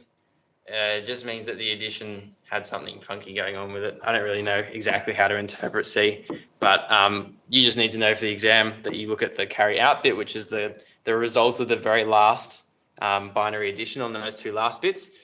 And then finally, we have the V flag, which stands for overflow. And this is going to be important for us because we know overflow occurred here. So what we want is V to represent that. How do we calculate that? We look at, this is just an actual formula. We look at Cm plus 1, which is this is the carry out bit really, this one here. And then we XOR it with Cn. Don't ask me why this works, it just does. And Cn is basically the carry bit in this position here. We can see it's a 0 in this case because we didn't have a carry for that second last binary addition there. And so this is basically 1 XORed with 0, which is going to be 1. So the overflow ends up being 1, which tells us that we had overflow in our addition here. Does that make sense to everyone? Any questions about the status flags or, yep? Since we're adding 2 negative numbers. Yep. So I think that negative would be 1, but it's not because we don't include the carry out 1 in the final answer. So logically, if you're adding 2 negative numbers, if you weren't restricted by the number of bits in your system, you get a negative number, so you expect n to be 1, right? But because we had overflow, the resulting value is positive, and that's why n is 0. So it's just because of the overflow. So it all relates to not what should have occurred, but what did actually occur in terms of the result. Does that make sense? The actual resulting value doesn't really make sense. No, and that's indicated by the V flag being 1. Yeah, but like the binary result doesn't have any meaningful. Not really, no. I mean, like, well, it kind of does. Like, if you remember, well, if I were a 2-bit counter, right, and I go 0, 0, 0, 1, 1, 0, 1, 1, and add 1 again, it goes to 0, 0, right? So that's useful for us because that means that we can just go on repeat in particular instances. So it depends on your interpretation. But if you're trying to do actual arithmetic, yeah, it's not very useful. You're correct. Yeah. Okay. The next part is subtraction. So how do we do subtraction? R1 minus R2. Well, let's just go and I'll do it. I'm going to do it over here. This is going to be fun. All right, let's copy these ones out. So the first one, R1, 1, 0, 0, 0, 1, 0, 0, 0, 1 0 1 0 0 0 0 1. So this time we're going to do subtraction instead of addition. Subtraction is really annoying, and so what we do is we get sneaky and we just invert the second one and do addition, right? By invert, I don't mean explicitly invert, I mean take the 2's complement of. So what we're going to do is we're going to take the 2's complement of this guy, and that's going to be our argument to an addition instead of a subtraction. How do we take 2's complement really quick? Well, you could do it the way the lectures say, or you could do the hack, which I don't know whether Bean has told you or not. But all you do is you just kind of zip along this number here, and you invert every single bit until you get to the last one. So as an example, if I was going to take the 2's complement of the number 0 1 0 1 0, I would invert every single bit until I get to the last one. And so this would be the 2's complement of that number there. That's really easy. You can just do it. You don't have to think about it, right? So let's go and do that over here. We're taking the 2's complement. We're just going to invert everything. So 0 0 1 0 0 1 1 1 0 1 1 0 1 0 1 1. And so remember, this is the least significant one, so we just stop inverting everything there. Cool. Now that we've got our 2's complement, we can go ahead and do addition, which is we're interpreting a subtraction of the original 2 registers. And so we can go ahead and do exactly the same thing as before. Let's just quickly do it.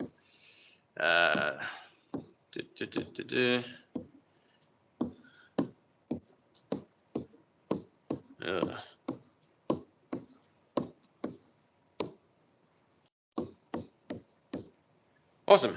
And then we get our the result of our what we wanted to do was subtraction. So that would be this one here. And we can go and interpret that again as a hexadecimal number. 1011 I think is D. No, it's not. It's B. That's correct. 0 and then 0 and then C. Cool. So that would be the binary subtraction of R1 and R2. Any questions about that or 2's complement stuff? Cool. Just make sure you read the question with just make sure you understand what they're doing in terms of 2's complement, sign magnitude, or 1's complement. Okay. So that was the question there. Oh, we need to determine NZ, C, and V. So let's do some practice for. Sorry? Is that last answer negative? So let me get rid of that. Is it negative? Yes. Yeah. But is the negative also like take into consideration for hexadecimal? It would be. Yeah. Yeah. I'm just writing it like the original R1 and R2 we given. So they're both negative, right? But they're just, we interpret them as negative, but they're just written as. So the dash there isn't a negative sign, but it's negative because of the B. Yeah, because the most significant bit is a 1. Yeah. And so converting it to decimal is not just writing the hex as decimal, right? Did it ask me to do decimal? No. Yeah, so if you were to do it as decimal, you can't just write it as hex, right? Because that's a base 16 number system. Decimal is base 10. You just have to do a conversion, which is just what 1 times 16. Yeah, so because this is the first bit's negative, so don't you also have to? Yeah. Yeah, what you do is you do a 2's complement and then do negative of that translation. Does that make sense? Yeah. Yeah. Cool. All right, let's finish off by working out the NZCV, the status flags. So N, is it negative? Yes. Is it 0? No. Did we get a carry out? No. Was there overflow? We didn't have any carries out at the CN or CN plus 1 position, so that's going to be 0. And that would be the flag evaluation for that example. Any questions about those ones? Yeah. Do you ever do anything with flags, or is it just having it find if actually? Yes. So are you ELEC or if you're doing ELEC or maybe mechatronics, I don't know if you do any microprocessor courses, but you'll learn that when you do conditions, which is like in your C code, when you do like, if A is equal to B, execute some code, else execute some other code, right? And when you write that in C, what that translates to in terms of assembly, have you done 1521 then? No? Oh, I'm missing all the good courses. In terms of assembly or machine code, what happens is that, or in terms of our processor, we would just do like a subtraction of these two, right? Now, if the subtraction results in the 0 flag being 1, then we know that they're the same thing, right? So if A minus B equals 0, then the 0 flag would be 1. So what we can do is because we can't just compare things in hardware all the time, we can't just have like a specific comparator. So if we do a subtraction and then look at the Z flag, we can work out whether we execute this block of code or that block of code. And so that's a nice, easy way for us to do that. Now you can see that will extend to you doing stuff like less than, greater than, less than, all these sort of comparisons result not equal. Like all this stuff has implications where you use all of these things. If you're interested, I'll show you a table of all of the comparisons and the associated status flag interpretations later. It's part of Design 2000, which some of you will do next term. Cool. Does that answer your question? Yeah. Yeah. Awesome. So they are useful tests. Cool. Any other questions? Awesome. What have we got left? CMOS stuff, and then I think we'll wrap up. Or do a short Q&A for any other last-minute questions. So we're given this function, and again, it's like a ZID thing. The 5th digit of my ZID. It's a 3. Okay, so A, B, C, B. Let's take that over there and that one over here and start a new whiteboard. And so what we'll do is once I've written out this function in terms of what they want me to write it out in, we're going to go ahead and, did it even make one for this? No, I think I just want to draw. We're going to go ahead and implement it with CMOS gates. Cool, so let's go and draw out the function. So H equals, so if I've got a 5th ZID of 3, that means I'm using A, B, C, and B. And so my function is going to look like A, B, C, D. And so we're going to implement this one with CMOS. Okay, so how do we do this? Sorry, I've written that incorrectly. That's B. No worries. Good luck for your lab exam. Okay, so how do we do this in terms of CMOS gates? Let me just get something up so that I don't do the wrong thing accidentally. Okay, so when we do CMOS gates, what we want to do is before we actually start looking at it, we want to invert all of the elements in our equation here. So what that means is we're going to basically rewrite the equation as A, B, C plus B. And this is just because of how the logic works. Perhaps I should spend a second talking about exactly how the gates work. So remember that you've got 2 gates, right? You have the PMOS, and you also have the NMOS, which looks like this. So PMOS is really good at pulling up, right? It's good at pulling up to something like VCC, whereas NMOS is really good at pulling down to ground. And so when we have like a CMOS circuit, it's going to be constructed in 2 sections. We're going to have our PMOS section here and our NMOS section down here. That's going to be our output. And this is just going to be VCC and then ground down the bottom. So what it means is it just means constructing 2 different sub-circuits, one for the PMOS, one for the NMOS. Now, CMOS design is cool because the very first letter is complementary, and that is because the circuits constructed for the PMOS and the NMOS sub-circuits are complementary of each other. And I'll talk about how that means in a second, but it just means that we interpret the Boolean function differently for both of them. To quickly go back to the PMOS and the NMOS, though, if you give, you haven't done microelectronics. I can't remember exactly off the top of it. I'm pretty sure if you give a 0 to a PMOS, it turns it on. And if you give it a 1, it turns off. And what that means is that for a 0, this kind of conducts here. And then for a 1, it turns off. So that this is just like a very high impedance between those two. It's the opposite for an NMOS, and this is why they're complementary. If you give it a 1, it turns on. If you give it a 0, it turns off. Now, of course, I'm approximating these in terms of like digital logic, but they would be like voltages in terms of your circuit. Anywho's, so the way that we do this is we go back to our, I can make that full screen now. We go back to our original thing. So we inverted all of the literals. That's just something that you have to do. And then we're going to go and construct the PMOS circuit. So for the PMOS circuit, the way we do it is it kind of gets constructed as per your thing here. But what it is that when we have an AND, we interpret that as series. And when we have an OR, we interpret that as parallel. Now, this will make sense in a second once I start drawing out exactly what that looks like. Okay, so where was I? Oh my god. So for the PMOS, all right. So we've got this equation over here.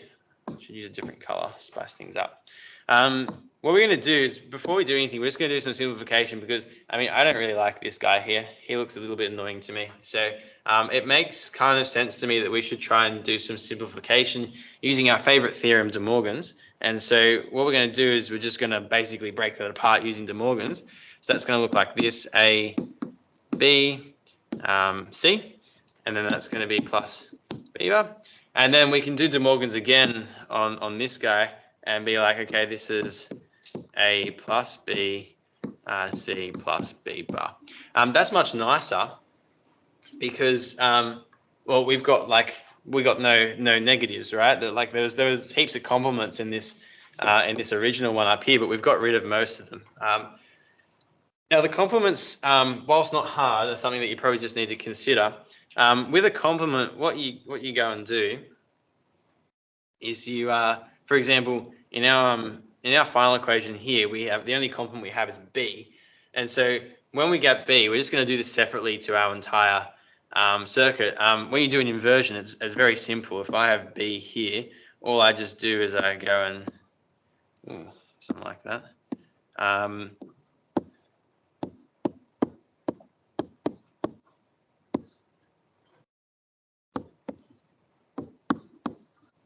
Well, I probably shouldn't say that. I should say B complement. So that's your inverter there. It's probably the most simple CMOS. It is the most simple CMOS gate that you can do. And basically what it is it's just, you pass it into the PMOS and NMOS and you get B inverse at the outside. So this is going to be part of my circuit. I'm just going to have that there so that I don't have to generate B inverse in the middle of my CMOS design. Cool. So now we've got B inverse, let's go ahead and design the rest of the PMOS system. So before I said that we're going to use, we're going to interpret ANDs as series and ORs as parallel. What does that mean? Well, it just means that this, if we treat this as like a term and this is another term, because they're an OR, we're going to put them in parallel. So what that means is we're going to have basically our two circuits here in parallel, like that, right? To draw out exactly specifically what that looks like, it's going to look a little bit like this. So we're going to have VCC up the top, and we're going to have our PMOS. So remember, we're constructing this entirely out of PMOS, and we're going to have B inverse as an input to this. And then on the other end, we've got this entire circuit here. So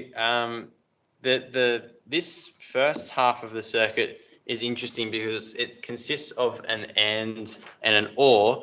And up here, I said that AND is series. So what do I mean by that? I mean that if we have two blocks in, like, for example, A plus B and C, in series, they look like that. So that's just how we're going to construct them. And cool. So what that means then is that if we have A plus B and C, we can just have C over here.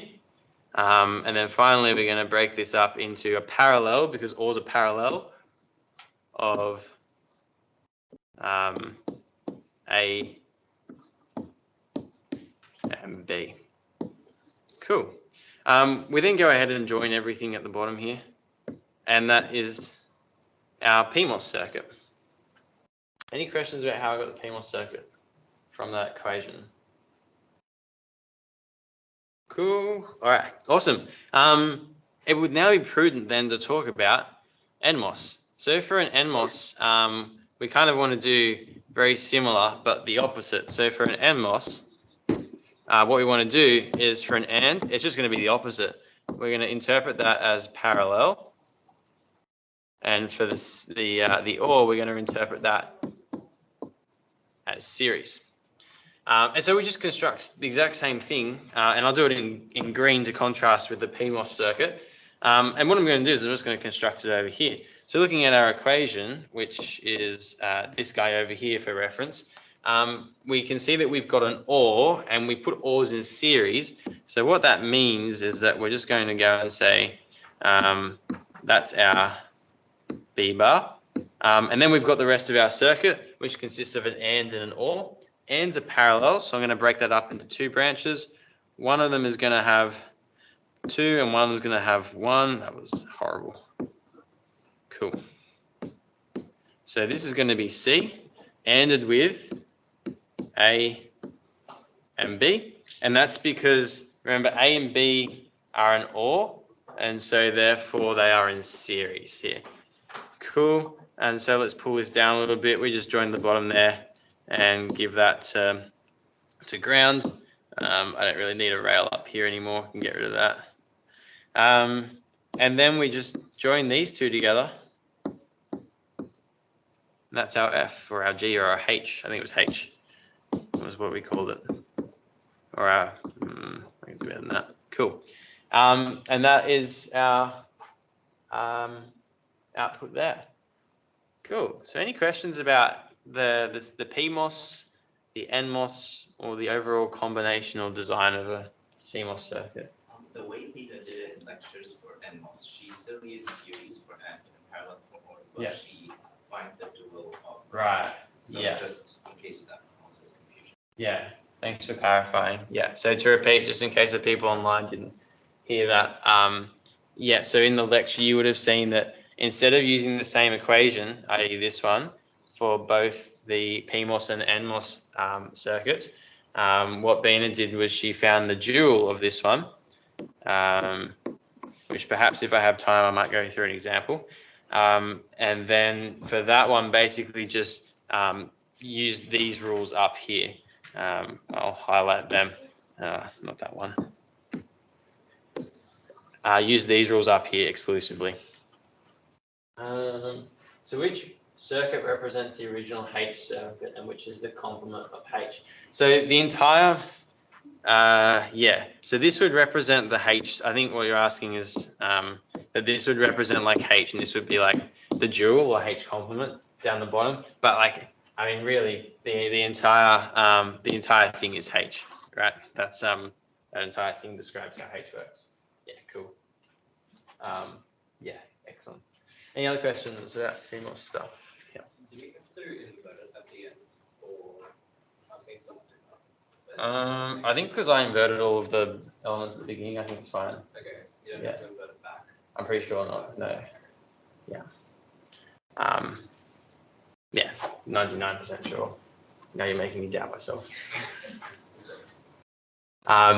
I will double check that, and I will update this before I upload it. But I'm pretty sure that because we inverted the inputs is G. Yeah. Cool. Okay. All right. And the last one is like the number of transistors used. This is just primary school math, kindergarten math. 1, 2, 3, 4, 5, 6, 7, 8. 8? Do you count the The inverter, thank you. I knew there was 10, I just didn't know where the other two were hiding. 9, 10, thank you. All right, well, I need to go back to primary school. Okay, 10 gates in total. And yes, we can't forget the inverter that I sneakily hid over here. Yeah, so that's the CMOS stuff. I think that brings me to the end of the content that I wanted to go through. I guess we can do however long you guys want, because I don't need to be anywhere, of like Q&A if you've got specific questions about particular topics, whether I've already covered it or whether I haven't covered it. Online as well, feel free to chuck in the chat, and I'll take some time now to discuss any questions. If there's no questions, yeah, thanks for coming along. I will upload all these resources, and I will make actually no, I'm going to post it right now, because otherwise I'm going to forget. Because I do want your feedback on what, like, how you felt this crash course went. So I'll pop it in the chat here. Just give me a second to find the form. Yep, I'll put a post up in the general chat in Teams with the recording and all the resources I use, so that you can have a look at that. But yeah, I'll just post the form. Oh my god, in the chat now, and I would love for you guys to fill it out. Give me a second.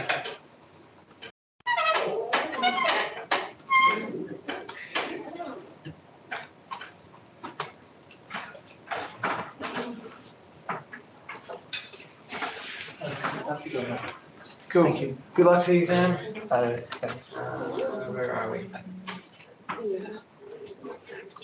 Okay, there's a feedback form if you wouldn't mind filling it out.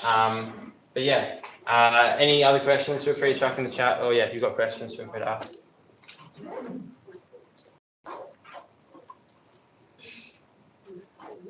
No worries. Pleasure.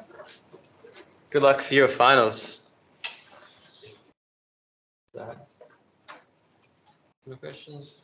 Well, it's just like a general thing, but do you reckon it'll be focused more on the second half of the content?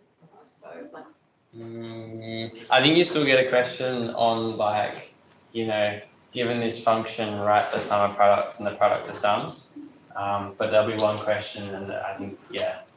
So they'll do some stuff, particularly if they didn't cover it in your midterm. I haven't looked at your midterm, so I don't know what they covered. But I think like SRH, that one, because I remember looking at the positive times, that was like a time diagram thing.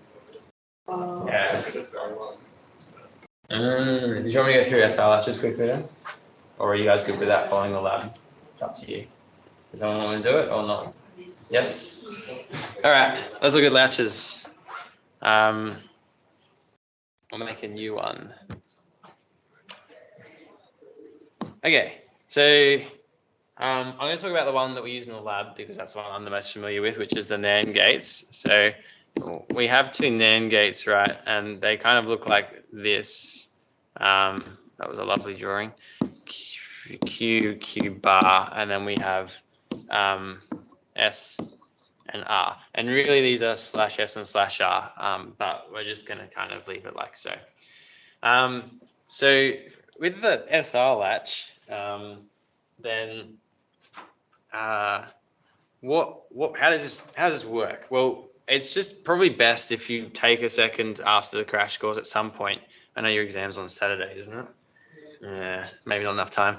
But to draw up a truth table and to work out exactly what's going on. So if we have a look at this, right, and we draw up the truth table, we can see that for /S/R, we have 0, 0, 1, 1, 0, 1, 0, 1, and then we've got Q and Q bar. So let's go ahead and work out like what this actually kind of means. So if I have an input of 0, 0 at my S and R, what were my outputs going to be?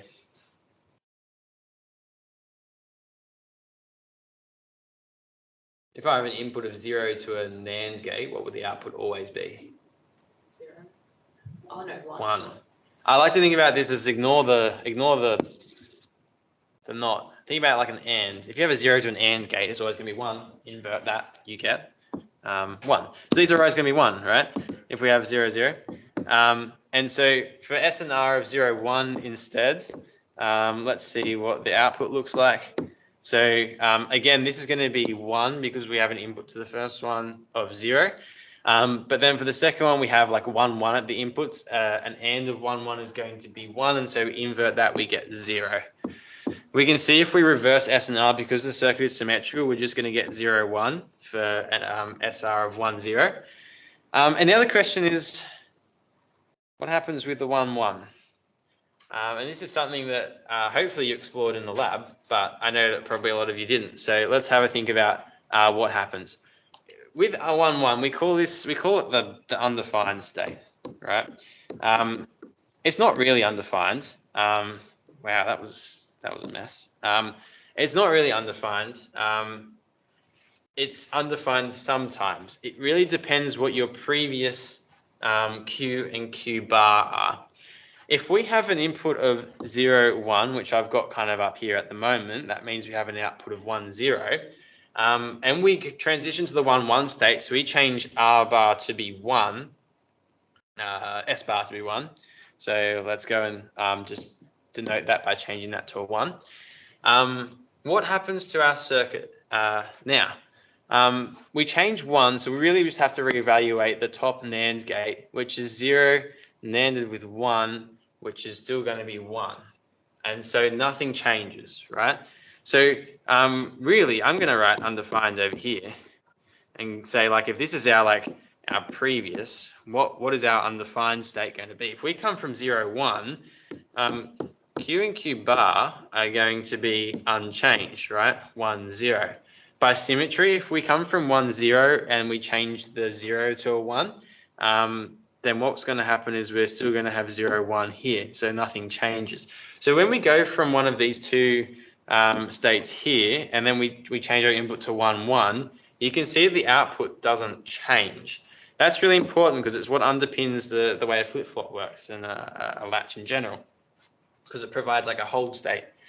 Okay, so what happens then? The only transition that we haven't covered is from 0, 0 to 1, 1. So let's go and see what happens here. If we have 0, 0, oops, let's just reconstruct that a little bit. At the inputs here, the outputs are, as we said, are going to be 1, 1, right? Now, what happens if we change the inputs to 1, 1 simultaneously? So I'm going to represent that by a slash and a 1. What that means then is that, okay, let's reevaluate the top guy again. So if we have a 1 now at the input to our top NAND gate, we've also got a 1 here from Q bar. So that means that 1 NANDed with 1 is going to be 0. So we're going to change this one to a 0. By the same token, because this is happening simultaneously, so this is really still 1, right? So I'm just evaluating them separately, but they get evaluated in parallel. The 1 and the 1 get NANDed to give a 0 over here as well, right? Cool. So let's feed that back and see what happens. So then we've got a 0 here now. 1 NANDed with 0 is going to be 1, thank you. And this was still a 0, so 1 NANDed with 0, 1. The 1s feed back through, 1 NANDed with 1, 0. What's this? It's going on forever, right? I'm going to be stuck here doing this crash course for 5 millennia. No, not really. But this is called the race condition, right? And theoretically, you can see this will go on forever and ever and ever, right? In real life, it doesn't go on forever and ever and ever because these two transistors, so the two NAND gates there, are not the same in real life. They can never be the same. There's always going to be minute differences in their manufacturing. And what that means is the propagation delay through one of those gates is going to be faster than the other one. And so eventually one of them is going to change state before the other one, and the outputs will settle to either 0, 1 or 1, 0, depending on which NAND gate was faster. The problem with this is that us as a designer, we don't know when this will occur. In terms of a timing diagram, and so what I will do is I'm just going to say that this is like undefined because, well, we don't know what this is. So although we call this the undefined kind of inputs, you can see it's not really. It's broken down into hold and undefined. Are there any questions about like just what's happening in terms of the gates here before I talk about how this looks like on a timing diagram? Oh, okay, so on a timing diagram, they're going to ask you to do, and this is like you did this in the lab, so hopefully this is not too foreign, but they'll have like, you know, /s and /r, and they'll have something like, you know, 0, 1, 0, and then eventually, like, this is not a very interesting input, but eventually they'll probably give you some nasty 0, 0 to 1, 1 transition. Now, we know that when we go from an input of 0, 0 to an input of 1, 1, we get the undefined condition. Sorry, I should have really written them up there. But anyways, and so what this means is that when we do this, our Q and Q bar, let's do Q here and Q bar here. What for 0, 1, what's, where's my thing? For 0, 1, it's 1, 0. Okay. So for 0, 1, it's 1, 0. We go to 0, 0, so that makes both of them high. And then at this point, the way that you represent the fact that the race condition occurs here is you go ahead and you just go like this sort of thing. Like you just kind of go, yeah, because you just don't know what's going on at this point. So that's how you would draw that on a timing diagram. Does that make sense to everyone? Cool. As long as it doesn't really matter how you draw this, as long as you indicate that there is like racing happening here, that you just don't know what the output is. So Alex represents that by red line. You probably don't want to rely on your marker recognizing that, so draw something like that, it's fine. Okay, so then you have your SR latch, and I'll do a short spiel on the rest of the journey to a flip-flop. But you have your SR latch and you have this problem of a race condition. The next step from this is to go and add a control to it, right? So we can go and add a control to our SR latch. Oops, I'm doing NAND gates, aren't I? By going and making the same construct as in Q and Q bar. And instead, we're just going to chuck another 2 NAND gates here. So this is hopefully you know, spiking some brain cells from the, whoops, no, there's not 2, there's just 1, isn't there? Where is there 2? What am I doing? I think it's 2 for control, but then D is just has like the same input, but inverted. Yeah, I can't remember exactly how to draw it. There's 2, right? Yeah. Where the outputs go? Into the AND gates. Oh, and then it's just these get, and this is your control. Yeah. And this is your S and your R. It's worth noting that this is your like /S and /R, and because these like NAND gates act like an inverter, this is like S and R. Cool. What does the control do? The control doesn't prevent a race condition because you can still have 0, 0 to 1, 1. How do you get 0, 0 to 1, 1? Remember, you're looking for like /S and /R to go from 0, 0 to 1, 1. If that's possible, then you can get a race condition. So with this guy, can we get 0, 0 to 1, 1? Well, yeah, we can get 0, 0 at S and R if the control is 1. So when the control is 1, that means that the NAND gates act like an inverter for S and R, respectively. And so then if we have 1, 1 over here, that means we're going to have 0, 0 at /S and /R. So how do we get a 0, 0 to 1, 1? Well, there's 2 ways we can do that. We can either just go ahead and change these both simultaneously to 0, in which case these will change to 1. Or the alternative is we could also just go and change the control to 0. And when the control goes to 0, a 0 input to a NAND gate is going to result in a 1 output. And so that will do the same thing, right? Cause a race condition. So the race condition is still possible with the SR latch with control. And that's why we have the D latch instead. So I'm not going to bother drawing that out again. I'm just going to draw it as a black box now. SR control, and we've got Q and Q bar over here. And with the D latch, all we just do is we just go and put an inverter between S and R.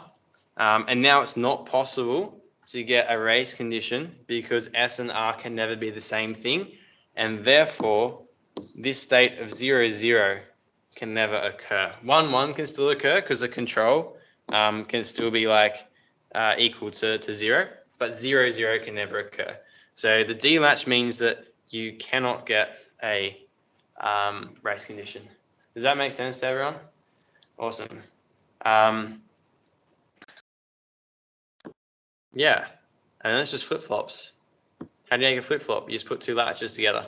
The most important thing about a flip-flop is that if you have your D, what you want is you have a D latch, right, and that's your control, and then you want an SR latch with control. You can have another D latch, just a little bit redundant, and then we can join these guys up. The most important thing about a flip-flop is the inverter here, and so we need that inverter there between the two controls, because that will define what does a control mean. It means whether or not the latch is working, right?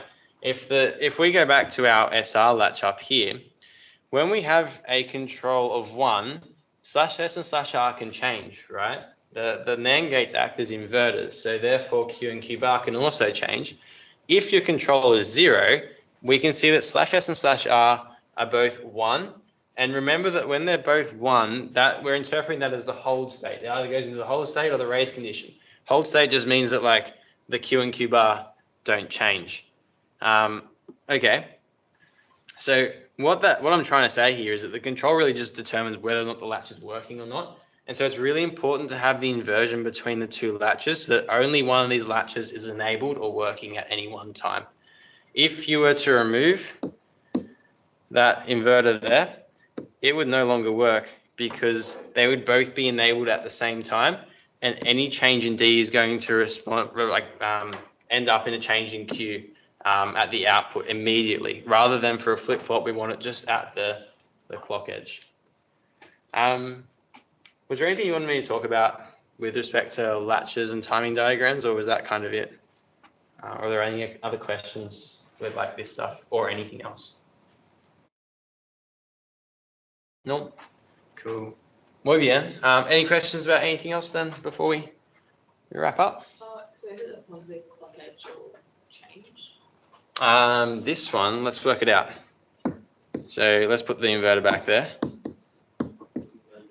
So when we have a clock signal of 1, so let's just say that we don't know what our clock is, but then it's like it's 1, right, over here. When we have a clock signal of 1, this one's enabled, that one's not enabled. So that means that this value here can change based on D, but this one's not changing. As soon as we get a negative edge, so we go from here to here, that means that now this one gets disabled and that one gets enabled. By disabled, Q and Q bar stop changing, so we effectively kind of sample the input D at that point in time, right? We stop updating the Q and Q bar of the D latch. And so what that means then is that because this is turned off, this is no longer changing. It's sampled D, but we've now enabled the SR latch with control. And this means that Q will change based on R, that S and R, right? Now, S is no longer going to be changing because we've turned the initial one off. But what it is going to do is it's going to propagate the value of D to the final output. Does that make sense? If we look at the positive edge instead and see what happens, well, what happens is that the clock, so the control becomes enabled for this flip-flop here. And so what that means is now S can change based on the input at D, but this becomes disabled and so Q stops changing.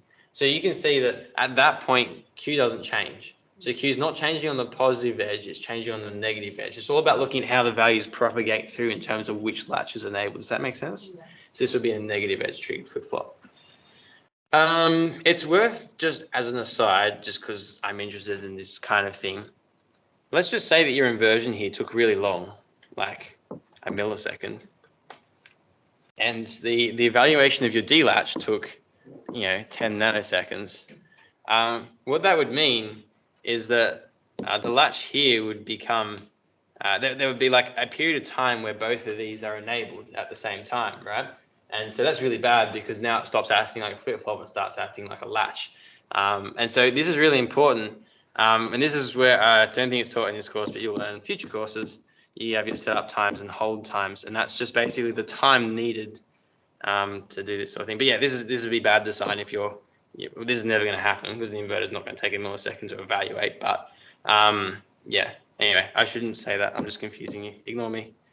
Cool. Yes. 3106 or something. Yeah. And then microelectronics, if you're interested. Yeah. Okay. Yeah, questions? Excellent.